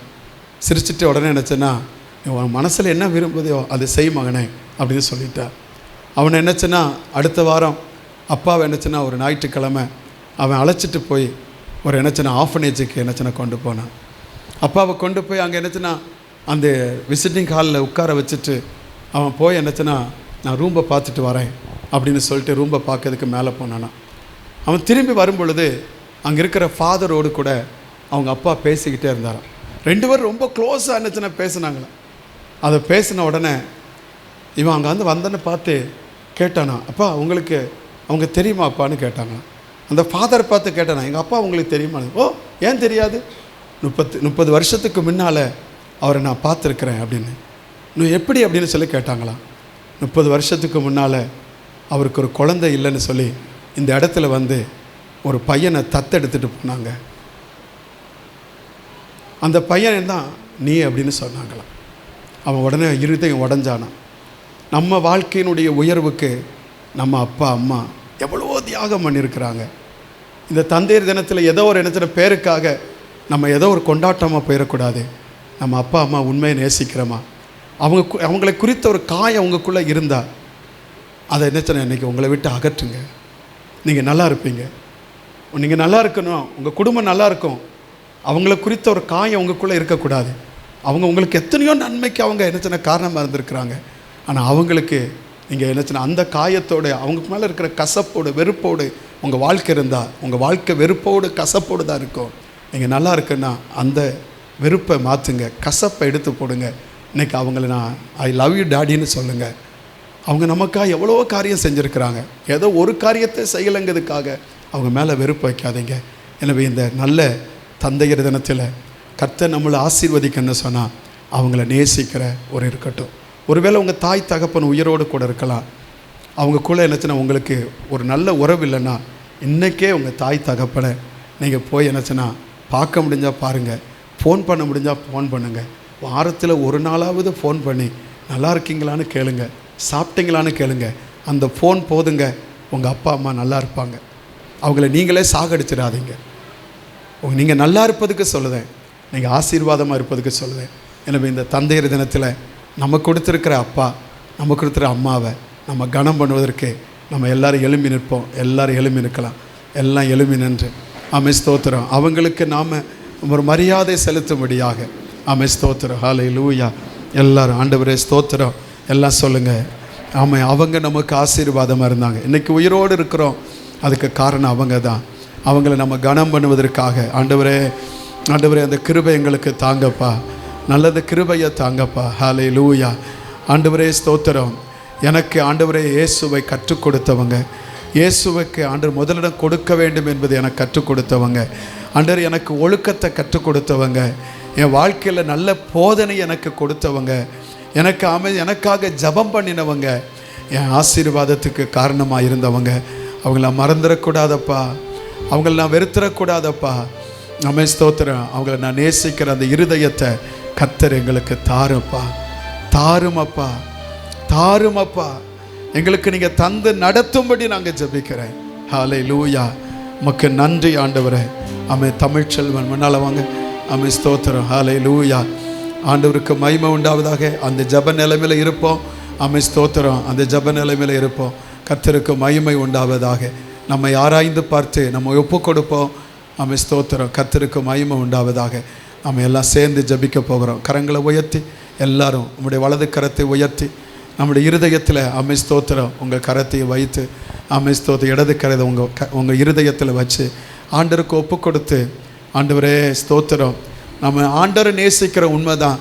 ஆனால் அதே விஷயத்தில் நமக்கு இருக்கிற உண்மையான ரியல் அப்பா அம்மா அவங்கள நம்ம நேசிக்கிறோமா, அவங்களிடத்துல அன்பு செலுத்துகிறோமா? அதற்கு என்ன சின்ன ஸ்தோத்திரம். உங்களை ஒப்பு கொடுத்து பாருங்கள். அதுதாங்க உங்கள் ஆசீர்வாதம், அதுதாங்க உங்கள் மேன்மை, அதுதான் உங்களுக்கு என்ன சின்ன பெரிய ஸ்லாக்கியம். அவங்க ஒரு நாள் வெறுக்காதீங்க, ஒரு நாள் கசப்போடு அவங்கள குறித்து பேசாதீங்க, ஒரு நாள் அவங்கள குறித்து என்ன வருத்தம் உங்களுக்குள்ளே இருக்க வேண்டாம். ஆமாம், ஸ்தோத்திரம். அவங்க நமக்கு சில டிஸ்டர்பன்ஸாக இருந்திருக்கிறாங்க.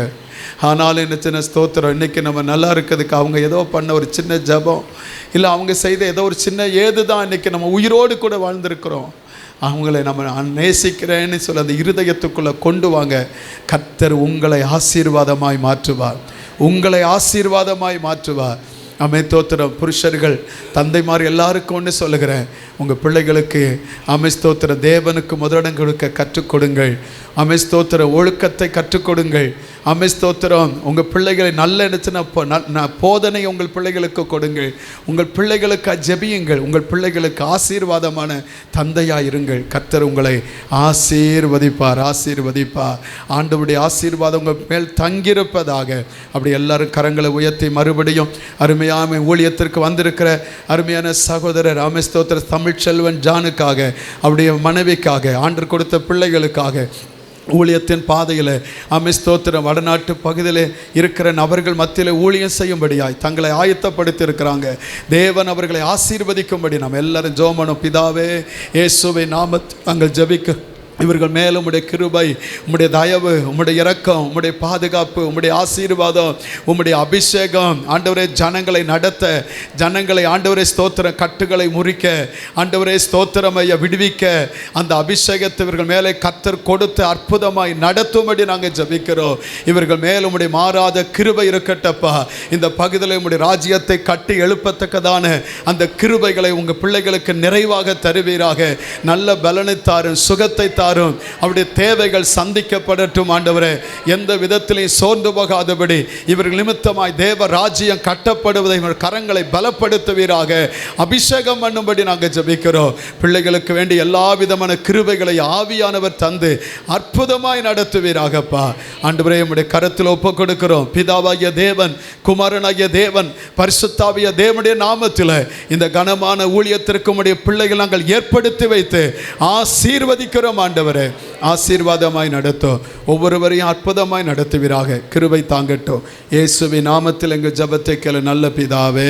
நம்முடைய கர்த்தராகிய இயேசுவுடைய கிருபையும் பிதாவுடைய அன்பும் பரிசுத்த அன்னியக்கும் சமாதானம் ஆசீர்வாதம் பாதுகாப்பும் சுகமும் நாம் அனைவரோடு எல்லா பரிசுத்தவான்களோடும் கர்த்தருடைய வருகை மட்டும் நிறைவாயிருப்பதாக. ஆமாம். எல்லாம் சேர்ந்து சொல்லுங்க. என் ஆத்துமாவே, என் முழு உள்ளமே, என் ஆத்துமாவே கர்த்தர் அவர் செய்த சலம் மறவாதே. ஆமென். அல்லேலூயா, அல்லேலூயா, அல்லேலூயா. கர்த்தர் உங்களை ஆசீர்வதிப்பா. ஒருவருக்கு வாழ்த்தலை சொல்லி சமாதானத்தோடு கடந்து போங்க.